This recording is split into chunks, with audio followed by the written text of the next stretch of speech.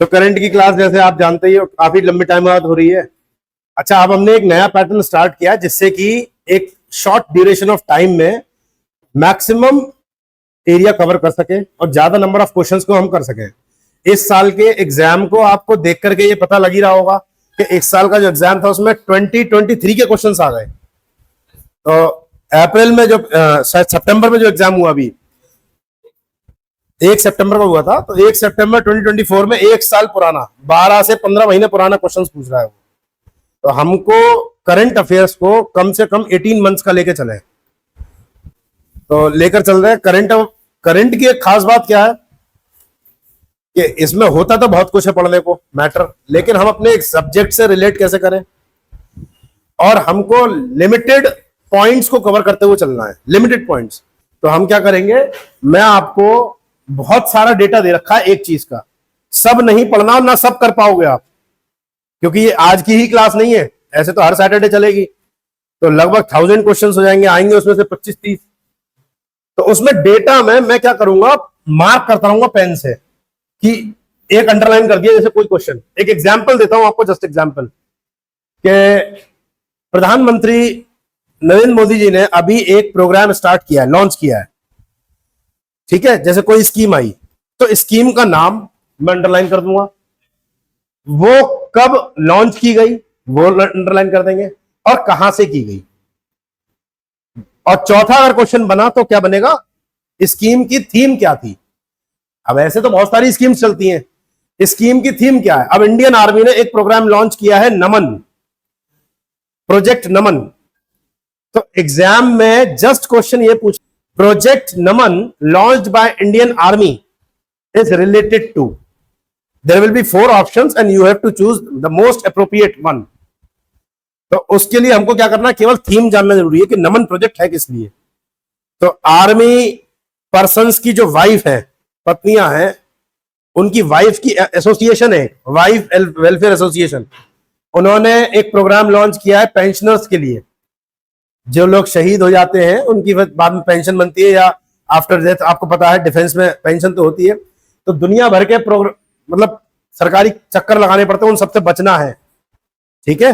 तो कैसे pension scheme तक एक्सेस कर सकती है वो डिफेंस पर्सन्स की वाइफ या उनकी फैमिली है।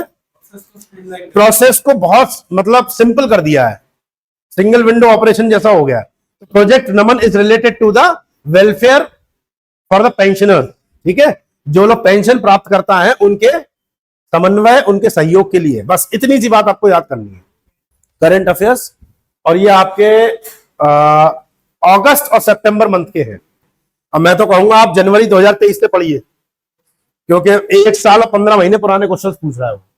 चलिए, तो पहला एक क्वेश्चन जो है आपने देखा है कि महाराष्ट्र में पुणे इंटरनेशनल एयरपोर्ट का नाम बदल दिया गया अभी। तो आजकल बहुत सरकार, आपको पता है, हमारे लेगेसी पर, हेरिटेज पर और हमारे अपने स्वदेशीकरण पर बहुत ज्यादा योगदान दे रही है। क्योंकि अब आप ऐसे देखोगे, पोर्ट ब्लेयर किसी अंग्रेज के नाम पर था, तो हम उपनिवेशवाद से निकल तो चुके हैं, कॉलोनिज्म से, लेकिन आज भी हमारी मानसिकता वही है। तो हम कम से कम भारत की अपने कल्चर पर भी क्या करें, भारत के कल्चर को भी एडमायर करें। उनके नाम पर बहुत रखा जा रहा है। तो इंटरनेशनल एयरपोर्ट इन पुणे, अब आप लिखते रहिए, हेडिंग लिखिए केवल, इंटरनेशनल एयरपोर्ट जो पुणे में है उसका नाम बदल के संत तुकाराम महाराज एयरपोर्ट कर दिया, संत तुकाराम महाराज एयरपोर्ट।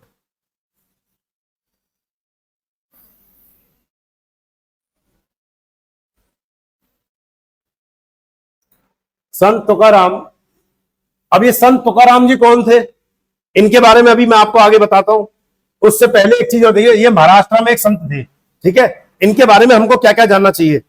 अब जरूरी नहीं है यूपीएससी जो है वो आपका क्वेश्चन केवल एक करंट का ही रिगार्डिंग पूछे कि पुणे इंटरनेशनल एयरपोर्ट का नाम बदल के क्या कर दिया गया। एक तो ये तो आ ही सकता है, लेकिन जिसके नाम पे किया गया, भाई तुकाराम कौन थे भारत में, तो महाराष्ट्र के 17वीं शताब्दी के 17th सेंचुरी के एक रिफॉर्मर थे, सोशल रिफॉर्मर, पोएट थे, ठीक है, सोशल एंड रिलीजियस रिफॉर्मर थे।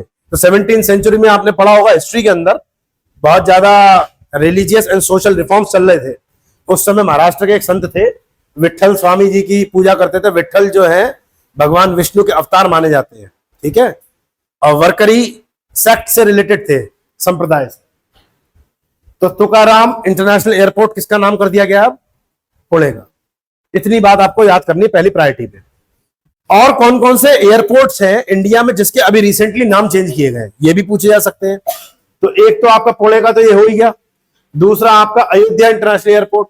अयोध्या भी आपको पता है उत्तर प्रदेश के अंदर महर्षि वाल्मीकि जी के नाम पर रखा गया, महर्षि वाल्मीकि एयरपोर्ट। तो किसी चीज के नाम रखने के पीछे कोई ना कोई लॉजिक जरूर होता है। पुणे, क्योंकि वो पुणे से ही रिलेटेड थे। संत तुकाराम जी महाराष्ट्र के ही थे, सोशल रिफॉर्मर थे। और अयोध्या का इंटरनेशनल एयरपोर्ट का नाम बदल के महर्षि वाल्मीकि एयरपोर्ट रखने के पीछे कारण रामायण किसने लिखी थी? वाल्मीकि।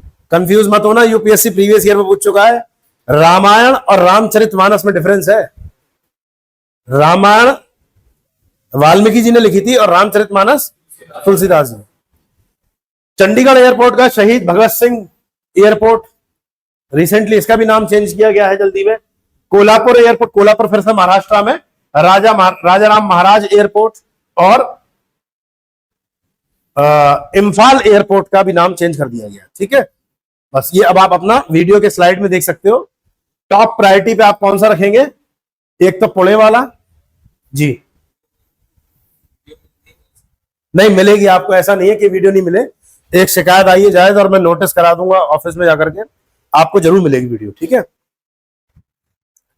नेक्स्ट आ जाइए। अब एक बार तुकाराम जी के बारे में देख ले, संत तुकाराम थे कौन? तो Tukaram was the 17th century Marathi saint, Marathi संत थे, पोएट थे, जो भक्ति मूवमेंट के टाइम पे इंडिया में राइज हुए, ठीक है। भक्ति मूवमेंट टॉपिक आपके एग्जाम के लिए बहुत इंपॉर्टेंट है। अगर आप पीवाईक्यू सॉल्व कर रहे हैं तो आप देखते हो कि भक्ति मूवमेंट से क्वेश्चन जरूर आता है, ठीक है। एक इस काल का था 16-17 सेंचुरी का, और एक पहले का था 12th और 13th सेंचुरी का, जब इस्लाम का ओरिजिन या इस्लाम का इंडिया पे एक्विजिशन हुआ। मोहम्मद गोरी के बाद फिर बहुत सारे संतों के ओरिजिनल हुए, ठीक है। और भारत में सोशल रिलीजियस रिफॉर्म्स लाने की जरूरत पड़ी उनको। ऐसे 15वीं शताब्दी के गुरु नानक देव जी थे, उन्हीं के समकालीन तुलसीदास जी थे। ये सब आप हिस्ट्री में अपने सीखोगे, ठीक है। तो जब हिस्ट्री वाले सर पढ़ाएं तो उस टाइम आप रिलेट जरूर करते रहिएगा। भक्ति मूवमेंट टॉपिक ही इंपॉर्टेंट है अपने आप में। Is particularly associated with the Warkari sect. ये एक क्वेश्चन आ चुका है प्रीवियस ईयर में। वरकरी संप्रदाय के लोग, ये संप्रदाय है हिंदू धर्म के ही अंदर, एक धर्म के अंदर ही कई सारे संप्रदाय हो सकते हैं, जैसे शिया और सुन्नी इस्लाम के अंदर सेक्ट्स हैं, ऐसे ही हिंदुइज्म में बहुत सारे सेक्ट हैं। वरकरी समुदाय के लोग वो लोग थे जो भगवान विट्ठल की पूजा करते थे, और विट्ठल वो थे जो भगवान विष्णु के एक अवतार है। अरे आइए, ठीक है। ऐसी शाक्त संप्रदाय, शाक्त, तो शाक्त लोग शक्ति की पूजा करते हैं, मां शक्ति की, काली। अक्सर वेस्ट बंगाल साइड में आप देखोगे, बंगाल साइड में शक्ति की पूजा ज्यादा होती है, देवी शक्ति। ऐसे ही भागवत संप्रदाय, भागवत संप्रदाय के लोग भगवान कृष्ण की पूजा करते हैं। अलवार संत, अलवार लोग भगवान विष्णु की पूजा, और नयनार भगवान शिव की। तो साउथ इंडिया में आपको अलवार और नयनार बहुत मिलेंगे। ये सब हिस्ट्री के रिलेटेड टॉपिक्स हैं। आप जब मॉडर्न हिस्ट्री पढ़ोगे या एंशिएंट हिस्ट्री पढ़ोगे, मिडिवल पढ़ोगे, तब आपको ये सारे नाम मिलेंगे, ठीक है। मैं इसीलिए पहले ही कहता हूं आपको, हर क्लास में मुझे बोलना पड़ता है, करंट अफेयर्स का पढ़ने का मतलब ये नहीं है केवल कौन सी घटना कहां घटी आप याद ही नहीं कर पाओगे। आपकी तब अच्छी पकड़ बनेगी इन पर जब आपका बैकग्राउंड स्ट्रांग होगा, फाउंडेशन अच्छी होगी, ठीक है। और यूपीएससी क्वेश्चन भी वहीं से पूछता है। यूपीएससी कभी नहीं पूछेगा राहुल गांधी जी ने कौन सी गाली दी मोदी जी को, या मोदी जी ने कौन सी गाली दी उनकी नानी को। ऐसी कभी क्वेश्चन नहीं आएंगे, ठीक है। हमेशा सब्जेक्ट से रिगार्डिंग। तो वरकरी संप्रदाय के लोग भगवान विष्णु के अवतार विट्ठल की पूजा करते थे, विट्ठल जी। और तुकाराम जी थे जो किसके लिए माने जाते हैं? His philosophical focused on equality, हमेशा समानता पर बात करने वाले लोग थे। ऐसी समानता पर बात करने वाले रामानुजन भी थे, समानता पर बात करने वाले बाबा साहब भीमराव अंबेडकर साहब भी थे। ठीक है, तो इक्वालिटी पे बात करने वाले, compassion and devotee to god, ये पॉइंट्स इसके लिए इंपॉर्टेंट है। बाकी हाँ, एक और क्वेश्चन जो प्रीवियस ईयर में आ चुका है सीडीएस में, कि इनकी कविताएं क्या कहलाती थी? अभंगास। ये शब्द याद रखिएगा, अभंगा। कबीर के दोहे जिस किताब में लिखेगा उसको क्या कहा गया? ये प्रीवियस ईयर क्वेश्चन है, बीजक। ठीक है, कबीर के दोहों की किताब, कबीर जो अपनी टीचिंग्स देते थे वो वर्बल देते थे, कभी लिखा नहीं कबीर साहब ने। ठीक है, हमेशा उनकी वर्बल टीचिंग्स थी, उसको कहां एनलिस्ट किया गया उनके फॉलोअर्स के द्वारा? बीजक में।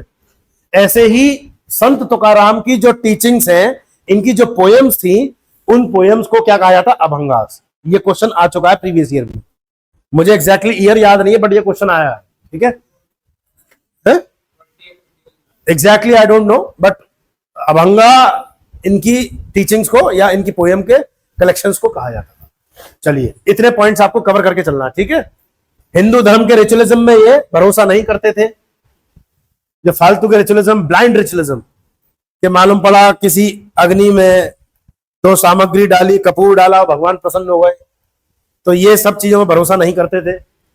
कास्ट सिस्टम में ये बहुत भरोसा नहीं करते थे, जातिवाद के विरोधी थे। ठीक है, आ जाओ नेक्स्ट। हो गया ये?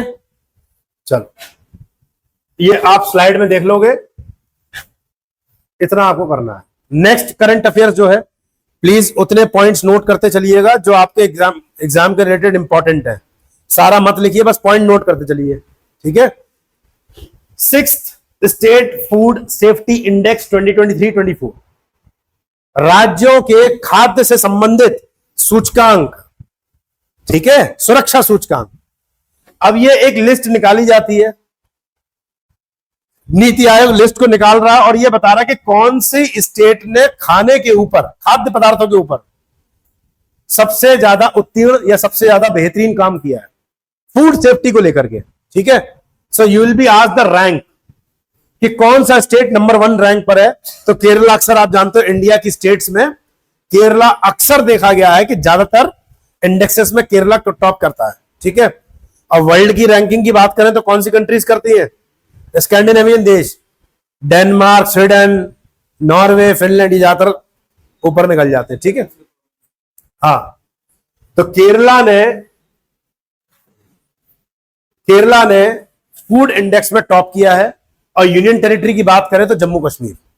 ठीक है, सारे याद करने की जरूरत नहीं है, रैंक 1 याद करिएगा बस। स्पेशल मेंशन है स्पेशल फूड कैटेगरी के लिए। ठीक है, बाकी सभी खाद्य पदार्थों को लेकर के केरला ने रैंक 1 हासिल करी है। ठीक है, केरला, ये तो 23-24 की रिपोर्ट है। अब प्रीवियसली कितने साल से रहा है ये मेरे पास डेटा अभी नहीं है। इस साल की जो रिपोर्ट आई है उसमें रैंक 1 किसने हासिल किया है? केरला। ठीक है, और अगर यूनियन टेरिटरी की बात पूछी है तो जम्मू कश्मीर, ध्यान रखना।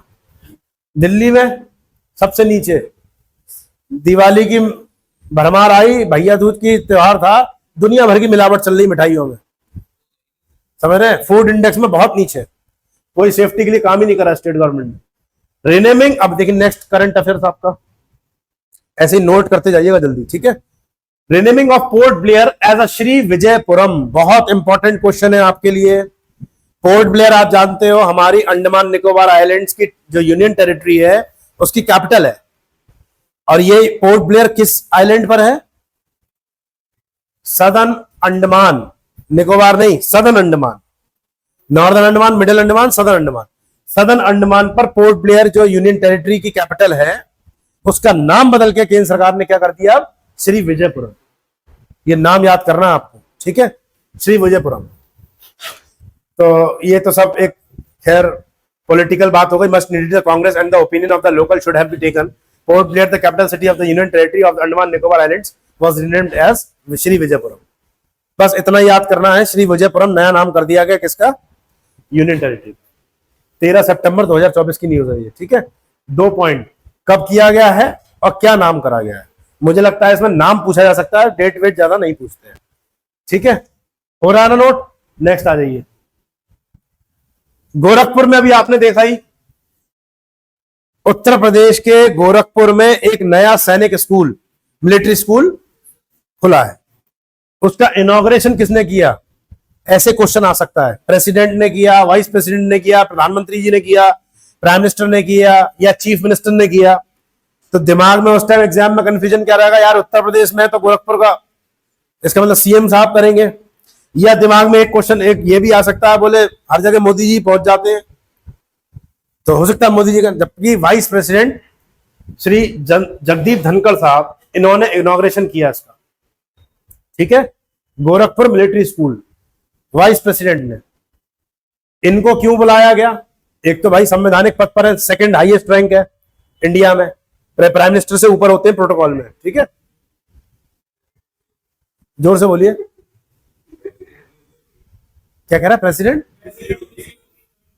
नहीं नहीं, देखिए इसके पीछे ये रीजन नहीं है, प्रेसिडेंट बिजी थे, ये खुद मिलिट्री स्कूल के पढ़े हुए चित्तौड़गढ़।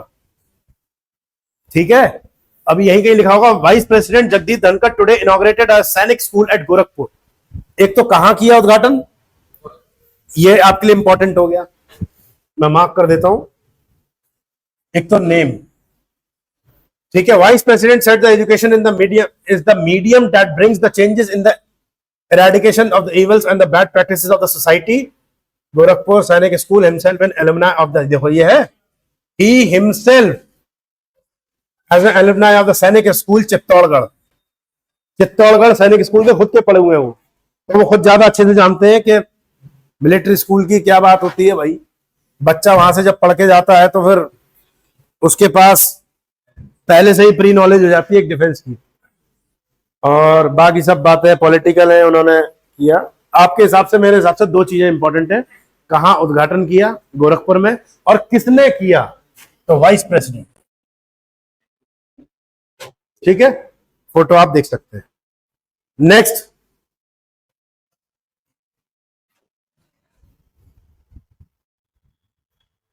एक नया मिशन, एक नया प्रोग्राम लॉन्च किया है गवर्नमेंट ऑफ इंडिया ने, जल संचय जन भागीदारी। इस मिशन का नाम याद रखना, यही वो मिशन है जिसके बारे में आपको बता रहा था, पीएम ने इनॉग्रेट किया। जल संचय जन भागीदारी। देखो अगर आपको स्कीम का मोटो पूछा जाए एग्जाम में, तो बहुत बढ़िया ट्रिक बता रहा हूं। आजकल ये गवर्नमेंट ऐसे काम कर रही है कि जो, ऐसा तो हर कोई गवर्नमेंट करती है, लेकिन इसमें कुछ ज्यादा है। जो भी निमोनिक्स लिए जाते हैं, जो भी थीम ली जा रही है, या जो भी मिशन है, उस शब्द को अगर आप तोड़ना जानते हो तो बहुत हद तक आप मोटो या थीम निकाल लोगे। जल संचय, जल समझते ही हो आप, संचय का मतलब होता है इकट्ठा करना, हार्वेस्ट करना, संचित करना, भंडारण करना, रिजर्व करना। और जन भागीदारी, जन मतलब पब्लिक, भागीदारी से मतलब पार्टनरशिप। तो पब्लिक के पार्टिसिपेशन से, कम्युनिटी के पार्टिसिपेशन से हम अपने पानी को कैसे बचा सकते हैं, रेन वाटर हार्वेस्टिंग कैसे कर सकते हैं, समझ रहे हो? बहुत बड़ी समस्या आने वाली है दिल्ली में, तो अभी आपने छोटी मोटी देखी होगी, जो बच्चे बाहर से आए हुए हैं वो समझ रहे होंगे इस बात को। आप उत्तर प्रदेश, बिहार, हरियाणा या ईस्ट राजस्थान से अगर है, तो आपने पानी की समस्या नहीं देखी होगी अपने घर में। मालूम पड़ा जब हैंडपंप चलाया तब पानी आ गया, ट्यूबवेल में पानी बह रहा है। दिल्ली में आपको असली हैसियत पता लगी होगी, गिन के पानी आता है 3 घंटे सुबह और 1.5 घंटा शाम को। कभी कभी ऐसा होता है आज आएगा, कल नहीं आएगा, परसों आएगा। बहुत प्रॉब्लम्स है। तो मेगा सिटीज में ये प्रॉब्लम है, ये एक बहुत बड़ी प्रॉब्लम है। अभी वाटर क्राइसिस से, वर्ल्ड का पहला टाउन था साउथ अफ्रीका का केप टाउन। केप टाउन शहर ने वाटर क्राइसिस से गुजरा, और वहां 7 दिन तक पानी नहीं आया, कई लोगों के संग त्रासदी हो गई, क्या नहाना और क्या पीना। ठीक है, तो हमारे साथ ये बहुत बड़ी प्रॉब्लम होने वाली है। तो हमको क्या करना होगा? अब ये चीज सरकार नहीं कर सकती। सरकार क्या एक एक पुलिस वाला बैठा दे घर में, बोले देखो बाथरूम में कितनी बाल्टी फैलाई, इसका मतलब तो बाथरूम में बैठना पड़ेगा फिर उसको। तो वो पॉसिबल नहीं है जब तक जन जागरूकता नहीं लाएंगे, अवेयरनेस नहीं लाएंगे पब्लिक में। तो पब्लिक की या कम्युनिटी के पार्टिसिपेशन से हमको वाटर को हार्वेस्ट करना है। इस प्रोग्राम को प्राइम मिनिस्टर ने लॉन्च किया है प्रोग्राम, और प्रोग्राम है क्या, a community driven path to water sustainability in India. ठीक है, जल की सततता के लिए, वाटर कंटिन्यूटी, वाटर सस्टेनेबिलिटी के लिए इंडिया में पब्लिक की पार्टिसिपेशन बहुत जरूरी है, कम्युनिटी पार्टिसिपेशन। प्राइम मिनिस्टर ने लॉन्च किया, कहां से किया, सूरत से। ये सिटी इंपॉर्टेंट हो गई। प्रोग्राम कहां से, मिशन कहां से लॉन्च किया गया, कब किया गया, सितंबर में। ठीक है, और बाकी सब ये अलग चीजें हैं कि इस प्रोग्राम को इंप्लीमेंट कराने में और कौन कौन सी मिनिस्ट्रीज या और कौन कौन से मिशंस इसमें साथ साथ पैरेलली वर्क कर रहे हैं।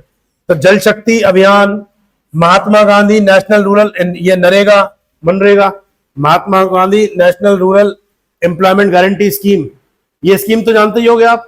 100 दिन का रोजगार सरकार देती है, गड्ढे खुदवाती है, नाले और तालाब खुदवाना, जिससे क्या हो, गांव के स्तर पे रोजगार भी मिलेगा लोगों को जो अनस्किल्ड पीपल हैं, और साथ साथ आप वाटर को स्टोर भी कर पाओगे। ठीक है, अटल भूजल योजना, ये स्कीम चली रही है पहले से 2017 से। All aimed at the conserving of water, सारी स्कीम्स का मेन मोटो क्या है, वाटर कंजर्वेशन। ठीक है, बाकी सब आपके काम का इतना है नहीं, एग्जाम के हिसाब से 2-3 पॉइंट्स है। प्रोग्राम लॉन्च कहां से किया, सूरत से, सितंबर में लॉन्च किया। किसने लॉन्च किया, प्राइम मिनिस्टर ने किया, और मिशन का नाम था जल संचय जन भागीदारी। इसकी थीम पूछी जा सकती है कि इसका मतलब क्या है, तो ये आपकी ये थीम। ठीक है, कम्युनिटी इसमें क्या काम करेगी, वाटर कंजर्वेशन का, for the sustainability of water in India. Next आ जाइए। अच्छा, एक चीज और देख लीजिए इसमें, to enhance rain water harvesting and ensure the long term water sustainability 24,800 24,800 rain water harvesting structures बनाएगी। 24,800, लगभग 25,000 रेन वाटर हार्वेस्टिंग स्ट्रक्चर्स बनाए जाएंगे गांव गांव के स्तर पर। तो आप देख रहे होगे अक्सर गांव के स्तर पर सरकार अनस्किल्ड लोगों को जो मनरेगा से रिलेटेड है उनसे तालाब खुदवाने को दे रही है काम। तो जिससे वो फावड़ा लेके जब तालाब खोदेंगे तो एक दिन मजदूरी उन्हें 500 रुपए मिल गया, 400 रुपए जो भी होगी। ठीक है, तालाब खुद गया, उससे क्या होगा, बरसात होगी तो पानी भी स्टोर होगा, तो डबल बेनिफिट हो रहा है, लोगों को एम्प्लॉयमेंट भी मिल रहा है जो अनस्किल्ड लोग हैं, और प्लस साथ साथ हम वाटर को सस्टेनेबली क्या कर पा रहे हैं, हम कंजर्व भी कर पा रहे हैं। ठीक है, नेक्स्ट स्कीम,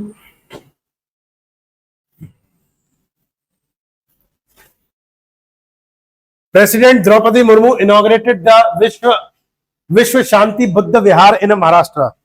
तो कार्तिक जो थोड़ी देर पहले कह रहे थे, बोले प्रेसिडेंट बिजी होंगी, अब आ गई वो, अब बिजी नहीं है। तो प्रेसिडेंट द्रौपदी मुर्मू जी ने विश्व शांति बुद्ध विहार कहां पर लॉन्च किया, विश्व शांति बुद्ध विहार। आपने बुद्धिज्म जब पढ़ा होगा एंशिएंट हिस्ट्री में, जैनिज्म और बुद्धिज्म, तब आपने विहार और चैत्य, विहार और चैत्य पढ़े होंगे, बुद्धिज्म स्ट्रक्चर में आते हैं। Do you know what is the difference between chaitya and vihara, anyone in class? रहने की जगह चैत्य कहलाती थी, विहार, विहार करेक्ट, जोर से बोलिए, करेक्ट। सो बुद्धिस्ट लोग जहां पर ईश्वर की पूजा करते थे, भगवान बुद्ध की पूजा करते थे, या अपना जहां पर मेडिटेशन करते थे, उनकी होली प्लेस चैत्य कहलाती थी, वो पूजा स्थल था एक तरीके का, और विहार था उन मॉन्क्स के रहने की जगह। ठीक है, तो विहार शब्द से ही बिहार आया है। जो आज इंडिया का स्टेट बिहार है, वो बिहार का मतलब ही क्या था कि रहने वाला स्थान, रहने योग्य स्थान।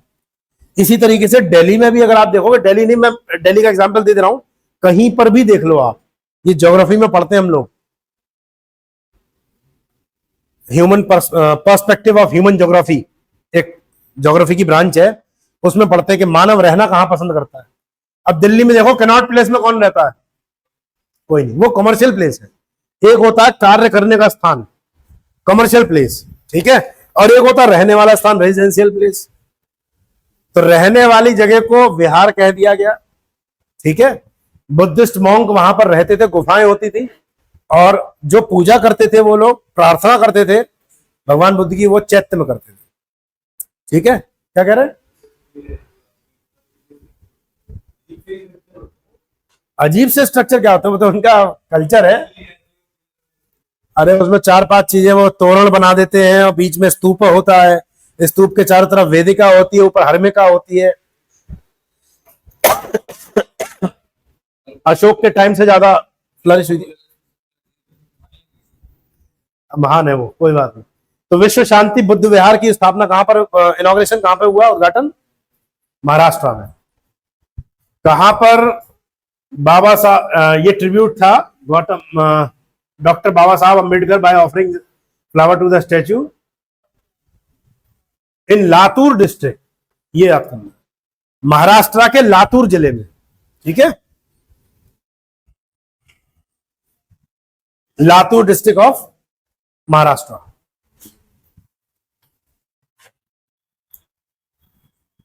चलिए एक important news next, UP government start करने जा रही है। स्टार्ट क्या मतलब, यूपी गवर्नमेंट ने एक टू बिल्ड 3D वैदिक म्यूजियम, 3D वैदिक म्यूजियम। तो वैदिक काल, एंशिएंट हिस्ट्री में पढ़ा आपने, वैदिक पीरियड में 16 महाजनपदास बहुत ज्यादा आपको पता ही थे, वैदिक और पोस्ट वैदिक पीरियड में उनके बारे में जानकारी मिलती है। तो नॉर्थ इंडिया की ज्यादा जानकारी थी हम पर, और नॉर्थ इंडिया में भी कहां की थी, गंगा यमुना दोआब की। वाराणसी, जो आज की डेट में वाराणसी है, काशी उस समय की एक सेंटर प्लेस थी वैदिक पीरियड की। तो बहुत सारे रिचुअल्स और वहीं पर टीचिंग्स, बहुत बड़े स्कूल्स थे। तो वैदिक 3D म्यूजियम सरकार बनाने जा रही है बनारस में, यूपी गवर्नमेंट इसको बनाएगी, ठीक है। और प्राइम मिनिस्टर नरेंद्र मोदी की कॉन्स्टिट्यूंसी है, सभी जानते हैं। हाँ, कहां पर बनेगी, संपूर्णानंद संस्कृत यूनिवर्सिटी में। यूनिवर्सिटी का नाम याद रखेंगे, संपूर्णानंद संस्कृत यूनिवर्सिटी। इसके अंदर क्या क्या होगा, इंडियन एस्ट्रोलॉजी के बारे में, भारतीय ज्योतिष के बारे में, एस्ट्रोनॉमी के बारे में, खगोल शास्त्र के बारे में, और वैदिक लिटरेचर के बारे में जानकारी हमको देखने को मिलेगी, ठीक है।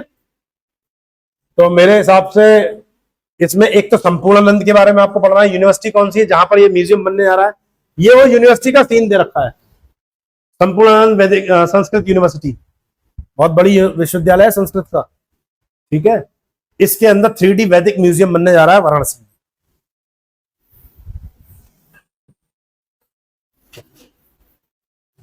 हो गया, नेक्स्ट आ जाइए।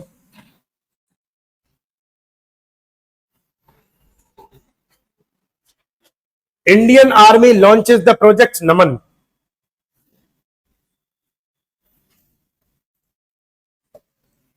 प्रोजेक्ट नमन भारतीय सेना ने प्रोजेक्ट नमन स्टार्ट किया है। ये नमन प्रोजेक्ट जो है वो स्पर्श मिशन का पार्ट है। Sparsh mission centric common services centre established across the India. Sparsh, Indian army launches the first phase of project Naman in the presence of general Upendra Dwivedi. Indian army के चीफ है इस समय,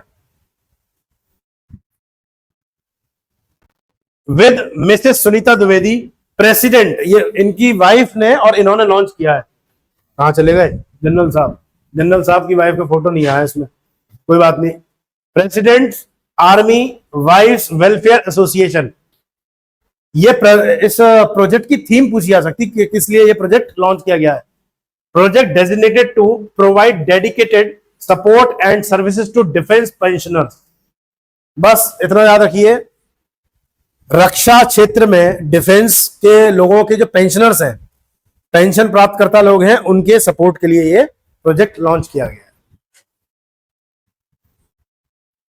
ठीक है। नेक्स्ट, आपको लिखना बहुत ज्यादा नहीं है आज की क्लास में, अब आगे ऐसे ही करंट में बस आपको क्लास में अटेंटिव रहना है, और दोबारा से जाके जब वीडियो देखोगे ये पॉइंट्स नोट कर लो बस, छोटे छोटे, इससे दोबारा में रिवीजन हो जाएगा आपको। नेक्स्ट आ जाइए।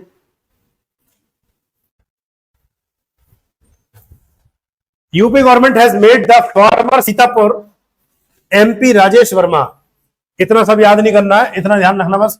ये है राजेश वर्मा साहब। राजेश वर्मा जी को यूपी के बैकवर्ड कास्ट कमीशन, कहां लिखा है, राजेश वर्मा नाम याद रखना, बैकवर्ड क्लासेस स्टेट कमीशन, पिछड़ा वर्ग राज्य आयोग। आप एक बार को स्टेट गवर्नमेंट्स के याद कर पाओ ना कर पाओ, मैं फिर बोल रहा हूं आपको, लेकिन केंद्र के national commission on backward caste NCSC, national commission schedule caste, national commission on schedule tribe NCST, national commission on women's NCW और national commission on backward class के अध्यक्षों के नाम पता होने चाहिए। ये मैं आपको होमवर्क दे रहा हूं, एक करके लाइएगा। सबके पास, सबकी जेब में मोबाइल है, उसमें रिचार्ज भी है, सही जगह यूज कर लो सर्च इंजन को। क्या क्या आपको याद करने, किस किस के chairman, national commission on schedule caste NCSC, ancestry, एक बार को स्टेट गवर्नमेंट का छोड़ सकते हो आप, लेकिन राष्ट्र के याद होने चाहिए, ठीक है। NCSC, NCST, national commission of women, Rekha Sharma ji है इस समय, NCW Rekha Sharma, national commission of women's, बाकी आप सर्च करके आइएगा उनके बारे में। और national commission of backward caste, पिछड़ा वर्ग आयोग के अध्यक्ष लिखते जाने हो, लिखिए CVC, central vigilance commissioner, CVC केंद्रीय सतर्कता आयोग, सेंट्रल विजिलेंस कमिश्नर सीवीसी केंद्रीय सतर्कता आयोग, CEC central chief election commissioner, CEC chief election commissioner, मुख्य चुनाव आयुक्त, ठीक है। बड़ी बड़ी पोस्ट बता रहा हूं आपको, कम से कम बेसिक इतनी तो पता होना चाहिए। आप इतने बड़े इसके एग्जाम की प्रिपरेशन कर रहे हो और आपको इनके अगर नाम नहीं पता होंगे तो फिर I am sorry. CAG controller and auditor general of India, CAG Bharat के महालेखा परीक्षक, ठीक है, नियंत्रक एवं महालेखा परीक्षक, CAG, CVC, CEC, CIC chief information commissioner, CIC एक ही आदमी होता है, एक नाम आदमी का नाम याद रखना है, सीआईसी चीफ इंफॉर्मेशन कमिश्नर, मुख्य सूचना आयुक्त। और कौन सी बड़े बचा, नीति आयोग, नीति आयोग के तो प्रेसिडेंट हमेशा प्राइम मिनिस्टर ही होते हैं, हमेशा जो भी प्राइम मिनिस्टर होंगे वो उसके अध्यक्ष होंगे, अध्यक्ष नहीं पूछेगा, उपाध्यक्ष पूछेगा आपसे, ठीक है। और सीईओ पूछ सकते हैं नीति आयोग के। और कौन सी बची बड़ी,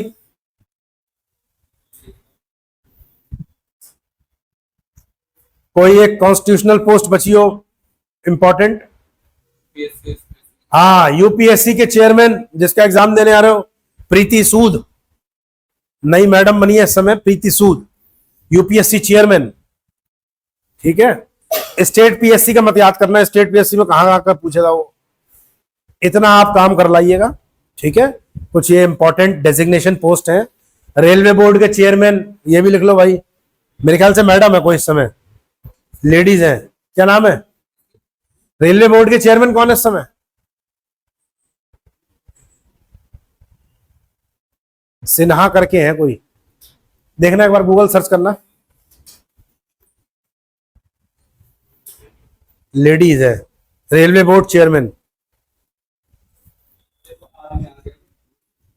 क्या नाम आया, प्रेजेंट देखना है जिस समय आप एग्जाम देने आ रहे हो, रेलवे बोर्ड के चेयरमैन,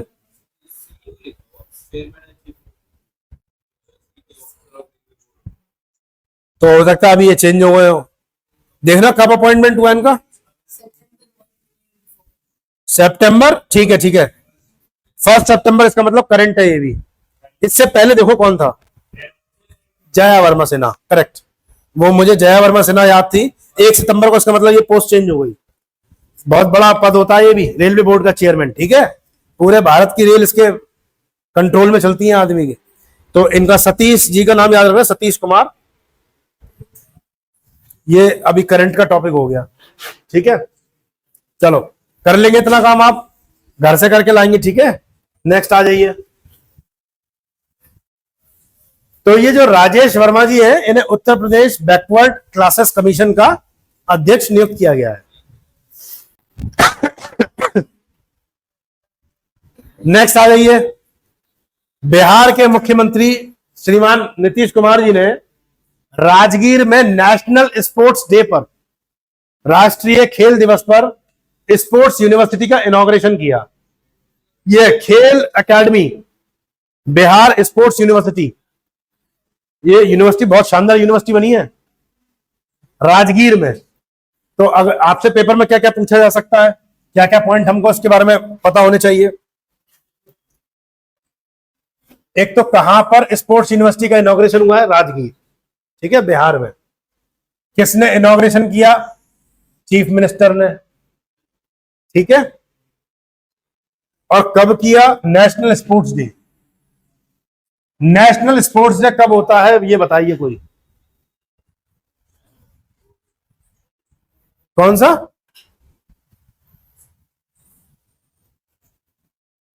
28 जुलाई है या अगस्त है, देखना। 29 जुलाई, 29 अगस्त, कंफर्म बता रहे हो ना, लिख रहा हूं 29 अगस्त। इस तरीके के क्वेश्चन आपको देखने को मिलते हैं एग्जाम में भैया, बड़े खराब लगते हैं मुझे तो, क्योंकि 365 दिन है। अपना बर्थडे याद रखना नहीं याद, बहुत बार डबल भी होते हैं, ट्रिपल भी होते हैं। चलो ये इसमें तो खैर करियर नहीं बनेगा, कभी कभी आदमी उनका भूल जाता है अपनी, बोले आपका बर्थडे ही भूल गए, तो फिर पता लगा तिहाड़ जेल से कम नहीं आता, फिर ब्रेकअप हो जाता है। तो 29 अगस्त को नेशनल स्पोर्ट्स डे पर राजगीर में स्टेट यानी बिहार स्पोर्ट्स एकेडमी यूनिवर्सिटी खोली गई है, ठीक है, राजगीर के अंदर। नेक्स्ट आ जाइए।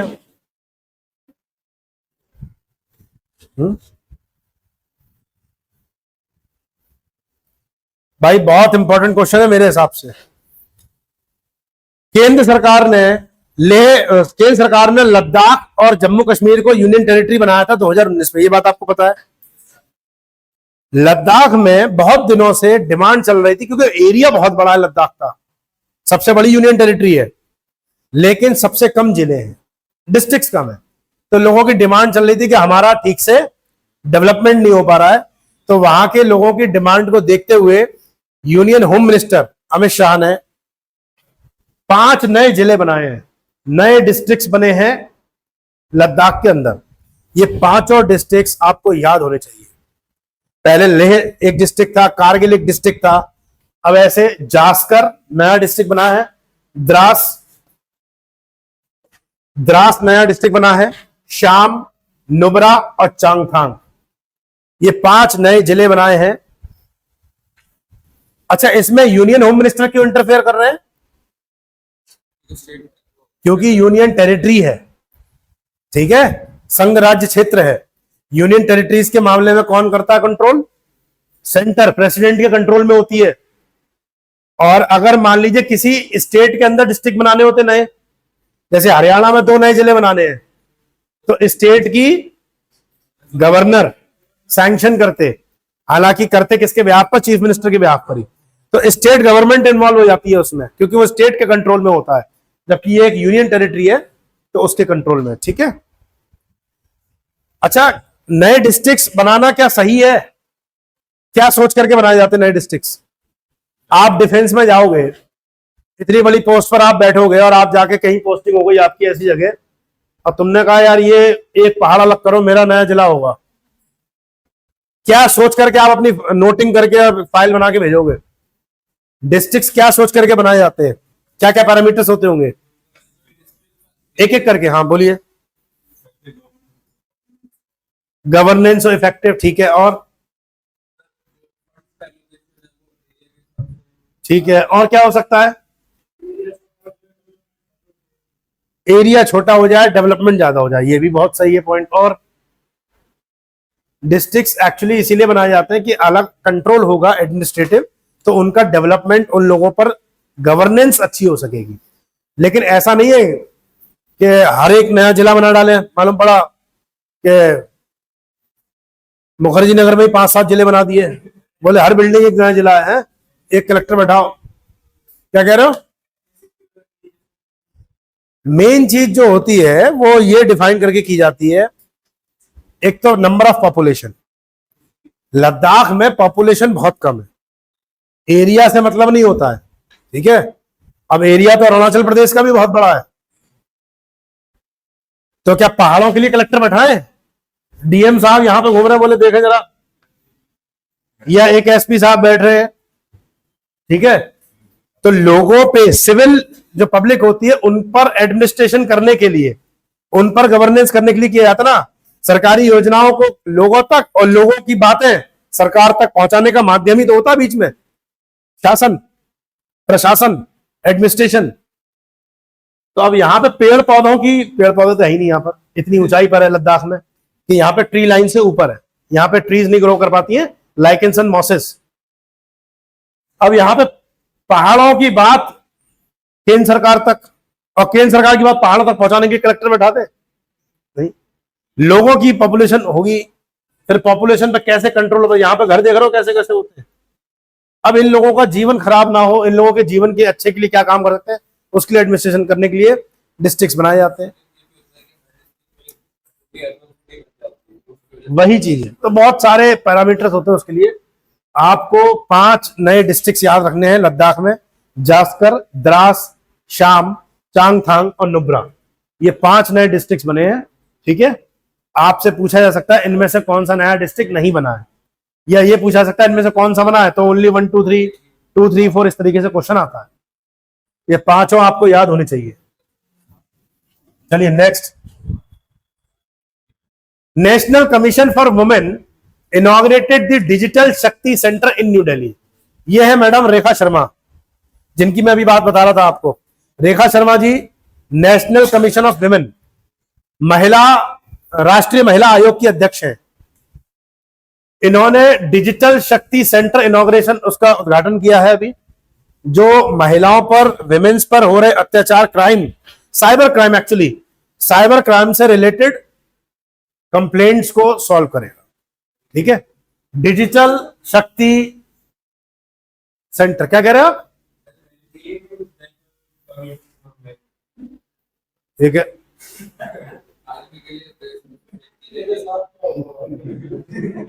देखिए ऑन कैमरा बता रहा हूं, एक बच्चे ने क्वेश्चन करा है कि नेशनल कमीशन फॉर मेन नहीं है,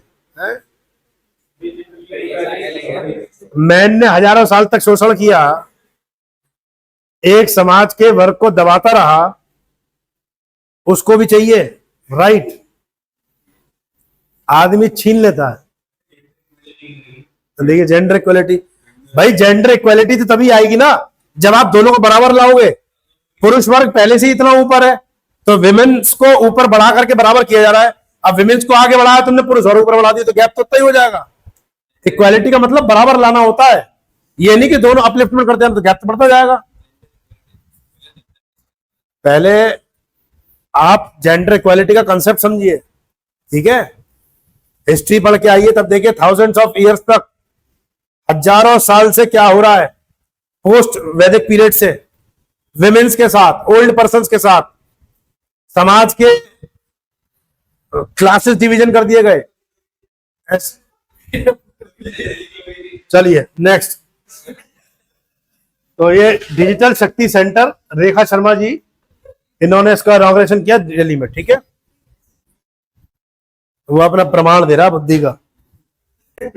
उसके बाद ये आ गया साइबर क्राइम से रिलेटेड, साइबर क्राइम से रिलेटेड, ठीक है, इसमें दिए जाएंगे।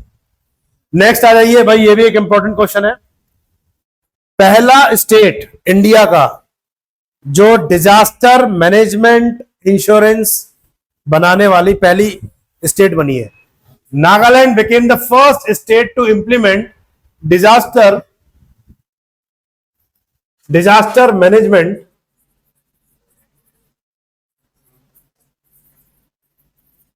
Insurance scheme. इस वाले टॉपिक को पढ़ने के बाद मुझे एक मूवी याद आती है, उस मूवी का नाम मैं भूल रहा हूं, ओ माय गॉड थी क्या शायद, वो परेश रावल की दुकान टूट जाती है भूकंप आने से, ओएनजी थी ना वो, हाँ करेक्ट वही चीज में। तो एक मूवी है बॉलीवुड की, उसमें परेश रावल साहब की एक शॉप होती है, तो भूकंप आने से उनकी दुकान का जो सारा सामान है वो नष्ट हो जाता है। अब चूंकि उनकी दुकान का पहले से इंश्योरेंस होता है, लेकिन जब इंश्योरेंस स्कीम वो क्लेम करने जाते हैं तो उसमें बताते हैं, इंश्योरेंस वाले कहते हैं कि भाई किस पर मुकदमा करूं, तो पता लगता है कि वो नेचुरल डिजास्टर के मामले में खारिज हो जाता है। अब मैंने तो अक्सर ये देखी हुई है चीजें कि बीमा कंपनी वाले, इंश्योरेंस स्कीम वाले, अधिकतर आप देखना जब प्रीमियम लेते हैं या जब आपको बेचने आते हैं पॉलिसी, तो पैर छू लेंगे, अरे बाबूजी हम ये करेंगे वो करेंगे, और जब क्लेम करने की बारी आती है तो बहुत रो पीट के पैसा देते हैं, वो भी कम, सबसे ज्यादा ड्रामाखोरी करते हैं, वो पैसा देने की नीयत नहीं होती उनकी। लेकिन हर कोई ऐसा नहीं है, तो एक्ट ऑफ गॉड के नाम पर वो केस खारिज हो जाता है। तो परेश रावल साहब इसमें एक्ट ऑफ गॉड बोले, किसने किया, बोले भगवान ने किया, तो भगवान पे केस कर देते हैं, समझ रहे हैं। तो उस मूवी से मैं मतलब इसको रिलेट कर पा रहा हूं कि अभी तक इंडिया का कोई ऐसा स्टेट नहीं था जिसने नेचुरल डिजास्टर के मामले में इंश्योरेंस देने की सोची हो आदमी को, ठीक है। तो नागालैंड पहला स्टेट बना है जिसने नेचुरल डिजास्टर, कहीं भूस्खलन हो जाए, लैंडस्लाइड आ जाए, सूखा पड़ जाए या बाढ़ आ जाए, इस तरीके की कोई घटना हो जाए नेचुरल डिजास्टर वाली, तो वो पब्लिक को बीमा कंपनी के थ्रू क्या करेगी, उसका क्लेम करके इंश्योरेंस दिलवाएगी। हाँ सरकार के साथ ही है। तो सरकार पहली, नागालैंड जो स्टेट है उसने पहली बार ऐसी पॉलिसी लेके आई है। Nagaland became the first state. और भारत में पहली बार कोई काम होता है वो वैसे ही इंपॉर्टेंट हो जाता है। In India to start a disaster management insurance scheme by signing an agreement with the SBI general insurance. ये नाम याद करना आपको, किसके साथ किया है agreement sign, SBI general insurance. This new programme called the disaster risk transfer parametric insurance solution is designed to protect against the natural disaster। Natural disaster से बचने के लिए या उससे प्रोटेक्ट करने के लिए, उससे थोड़ा सा राहत प्रदान करने के लिए लोगों को ये दिया।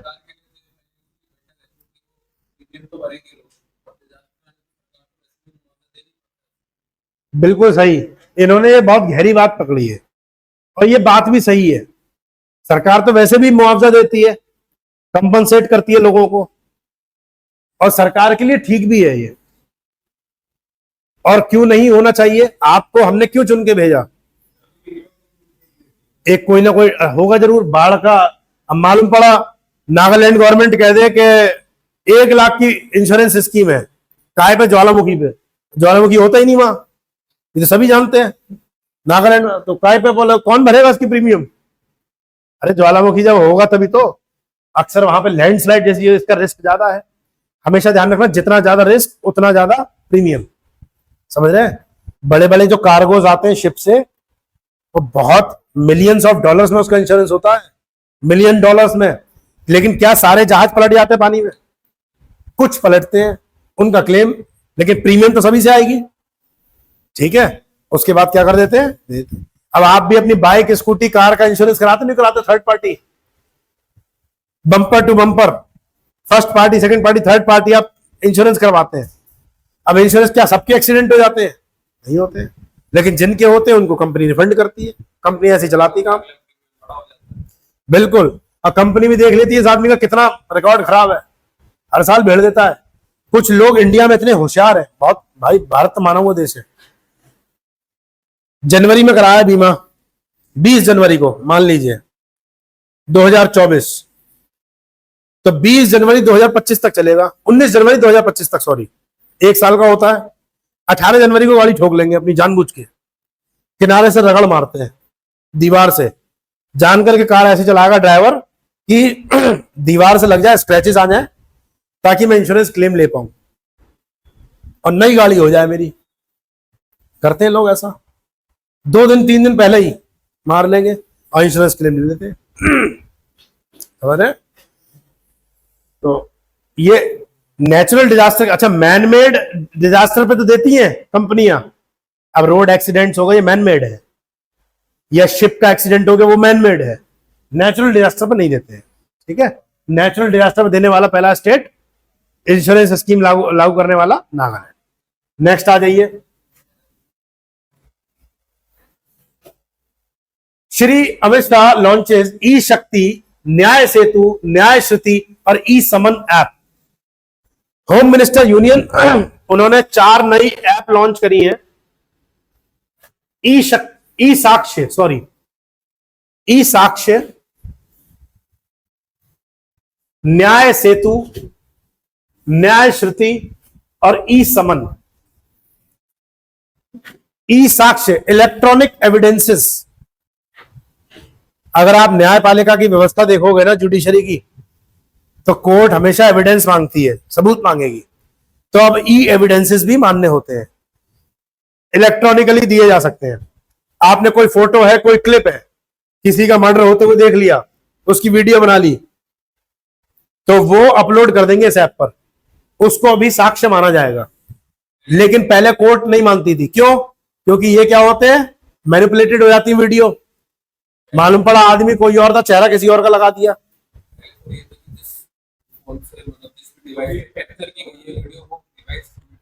डिवाइस भी सबमिट करना पड़ेगा। तो दुनिया भर की चीजें थी। ई साक्ष्य एविडेंस से रिलेटेड, न्याय सेतु, सेतु का काम कौन करता है? सेतु ब्रिज को बोलते हैं, लेकिन काम कौन करता है जुडिशरी में? वकील। वकील क्लाइंट की बात जज साहब तक पहुंचाने वाला, और जज साहब की बात क्लाइंट तक पहुंचाने वाला। क्योंकि जज साहब किसमें काम करेंगे? कानूनी भाषाओं में, टेक्निकली भाषा में। आम आदमी नहीं समझ पाता उसको। आप अपनी बात वकील को ही तो बताते हो, और वकील उसको इंटरप्रेट कर देता है जज साहब के सामने, आर्गुमेंट करेगा, और जज साहब की बात को सरल भाषा में क्लाइंट तक पहुंचाता है। अब यही काम ऐप करेगी। न्याय सेतु, न्याय श्रुति, श्रुति मतलब सुनने वाला, ठीक है। तो अब जज भी पोर्टल के थ्रू, ऐप के थ्रू सुन सकते हैं। और लास्ट में ई समन। समन समझते हो? समन बोलते हैं एक नोटिस को जो कोर्ट भेजती है किसी व्यक्ति के प्रति। ऑनलाइन चलेगी चीजें,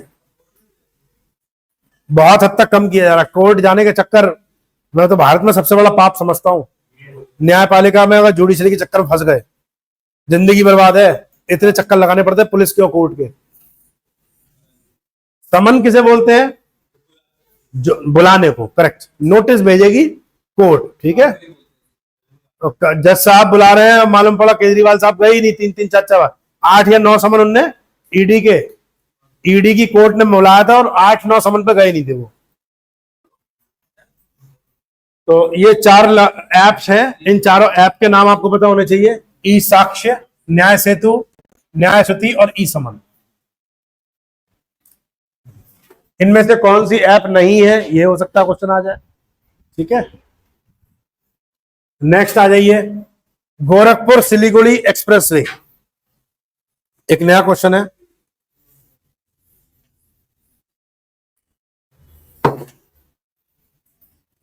इंडिया में कई सारे मेगा प्रोजेक्ट्स चल रहे हैं जो नेशनल इंपॉर्टेंस के हैं, जैसे भारतमाला प्रोजेक्ट, नाम सुना है? Bharatmala, Sagarmala project, golden coordinator project बहुत पहले से चल रहा है, डेडिकेटेड फ्रेट कॉरिडोर डीएफसी। ये बहुत सारे प्रोजेक्ट्स चल रहे हैं गवर्नमेंट के, जो एक नेशनल इंपॉर्टेंस के हैं, बड़े लेवल पे चल रहे हैं। तो एक प्रोजेक्ट उनमें से है भारतमाला। भारतमाला, किसी को माला बनाते तो गले में, ऐसे ही अगर भारत को इंडिया के मैप को अगर हम माला बनाएंगे तो कुछ इस तरीके से,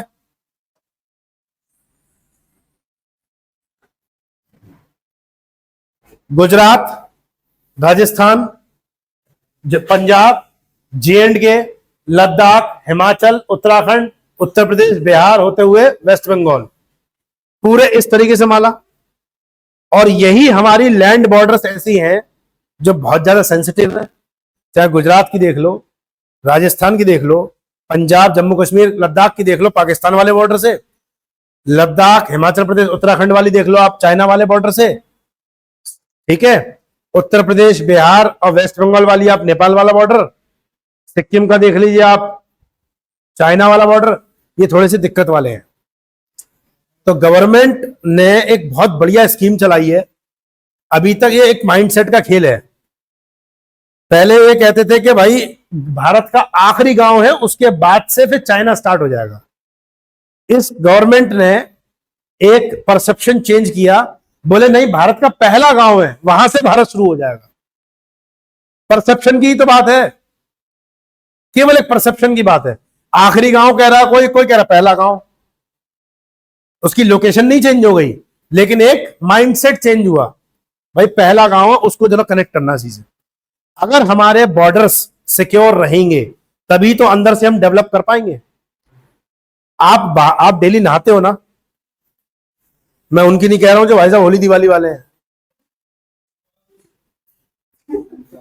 क्या संक्रांति कह रहा है बताइए, एक दिन और जोड़ लिया हमने, बोले सर्दी में 3 ही बार नहाता हूं।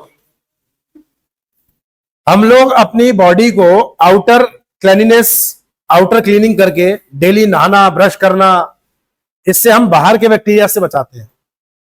अब बाहर अगर स्वस्थ रहेंगे आप तो अंदर इंटरनली बॉडी ऑलमोस्ट ठीक रहेगी। वो डिपेंड करता है खान पान कैसा है आपका। उसी तरीके से अगर हमारे बॉर्डर सिक्योर है, आउटर वॉल्स सिक्योर है, अंदर की इकोनॉमिक एक्टिविटीज सब अच्छे से चलेंगी। आप अच्छे से पढ़ाई कर पा रहे हो क्योंकि आपको डर नहीं है कोई आतंकवादी आ सकता है अभी।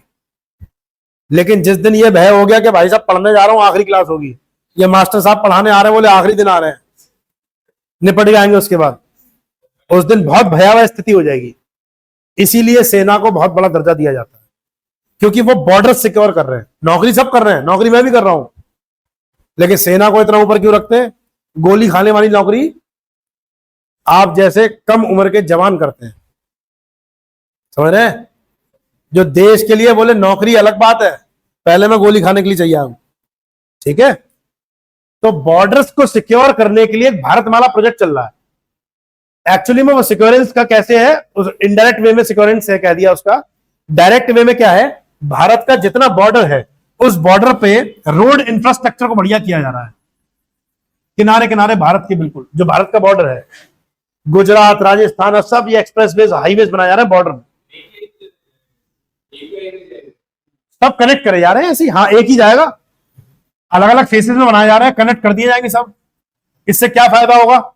एक तो जो भारत के पहले गांव हैं या बिल्कुल आउटर मोस्ट वाले रीजन के लोग हैं, उनकी भारत के सेंटर से कनेक्टिविटी फास्ट हो जाएगी, भारत से जुड़ेंगे।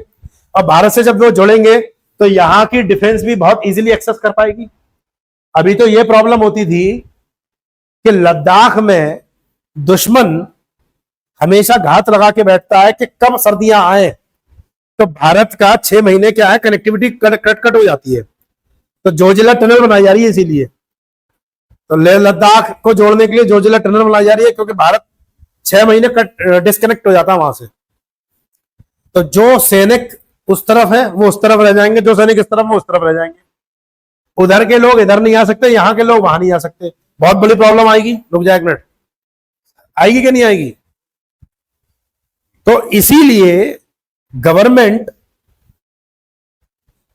Through out the year 365x24x7 connectivity चाहती है, जिससे सेना का आवागमन भी हो, वहां के लोग भी यहां आ सके, यहां के लोग भी वहां जा सके। इससे बॉर्डर का, रोड का इंफ्रास्ट्रक्चर भी अच्छा होगा, डिफेंस की सिक्योरिटी बढ़ेगी। उसके लिए भारतमाला प्रोजेक्ट चला जा रहा है। तो अलग अलग फेसेस में अलग अलग एक्सप्रेसवे बनने हैं। एक है जामनगर अमृतसर एक्सप्रेसवे, जामनगर गुजरात में और अमृतसर पंजाब में, बिल्कुल बॉर्डर पे आ रहा है, रेगिस्तान से होता हुआ जा रहा है, अलग अलग सेक्शंस में बनना है। उसी का एक पार्ट है Gorakhpur Siliguri express. Gorakhpur Siliguri expressway जिन स्टेट, उत्तर प्रदेश, बिहार और वेस्ट बंगाल से जाएगा, बिल्कुल बॉर्डर रीजन के, नेपाल और नेपाल का मतलब नेपाल और इंडिया के बॉर्डर पर। इससे बॉर्डर के क्षेत्र आप देखना अक्सर पिछड़े रहते हैं ज्यादातर, क्योंकि बहुत ट्रांजिशन जोन होता है, वो बीच में थोड़ा विकसित रहता है मामला। बॉर्डर वाला जो हिस्सा होता है वो थोड़ा बहुत ज्यादा डेवलप नहीं हो पाता है। गोरखपुर, अब आपसे ये पूछा जा सकता है भैया, खासतौर से सीडीएस के एग्जाम में, क्योंकि वहां हाई लेवल के क्वेश्चन आते हैं कि इस एक्सप्रेस वे से कौन कौन से डिस्ट्रिक्ट्स कनेक्ट होंगे। तो गोरखपुर, कुशीनगर, वेस्ट चंपारण, ईस्ट चंपारण, सीतामढ़ी, किशनगंज और सिलीगुड़ी। आप इतना याद रखिए बस, Gorakhpur express Siliguri express way किस प्रोजेक्ट का पार्ट है? भारतमाला प्रोजेक्ट का। ठीक है, सिलीगुड़ी कॉरिडोर वैसे ही हमारे लिए बहुत बड़ी मुसीबत का पार्ट बना हुआ है चिकन स्नैक में। तो 519 किलोमीटर लंबा एनएचएआई का प्रोजेक्ट है ये, 4 लेन का एक्सेस कंट्रोल्ड। ठीक है, किस प्रोजेक्ट का पार्ट है ये? भारतमाला प्रोजेक्ट। Connects 3 states. किन किन स्टेट्स को? नेपाल के बॉर्डर की 3 स्टेट्स को कनेक्ट करेगा। कौन कौन सी? यूपी, बिहार और वेस्ट बंगाल। ठीक है, बाकी सभी एस्टिमेटेड कॉस्ट वगैरह लिखिए, ये सब पढ़ने की जरूरत नहीं है, आप वीडियो में एक बार देख सकते हो, एक नजर, याद नहीं करना। अब बताओ आप क्या कह रहे थे? पहले से ही रिजर्व करी जाती है वहां पर, और कैसे बताऊं मैं भाई? जो गर्मियों के 6 महीने खुलता है ना, वो 6 महीने में उस समय रिजर्व कर लिया जाता है। अमरनाथ के बारे में सुना है आपने? अमरनाथ यात्रा में जो बेचारे लोकल लोग हैं, जो खच्चर चलाते हैं, पालकी लेके जाते हैं, उन लोकल के लोगों से तो मैंने आमने सामने बात करी है। वो बता रहे थे कि सर्दियों के समय भैया ये पूरी घाटी बर्फ से ढक जाती है, और हम अभी अमरनाथ की यात्रा में जो 2 महीने प्रोग्राम चलता है, ये इसमें जितने लोग जाते हैं, जितने पैसे मिलते हैं, उससे राशन खरीद के रख लेते हैं अपने घर में, वही चलाना हमें। कितनी बड़ी प्रॉब्लम उनके साथ, सोचिए आप। 6 महीने कोई आदमी उस तरफ है, 6 महीने इस तरफ है, और है किसका हिस्सा? भारत का। तुम कहते भारत का हिस्सा इससे बढ़िया वो तिब्बत से ना जुड़ जाएंगे फिर? तो हमें ऐसा नहीं होने देना है।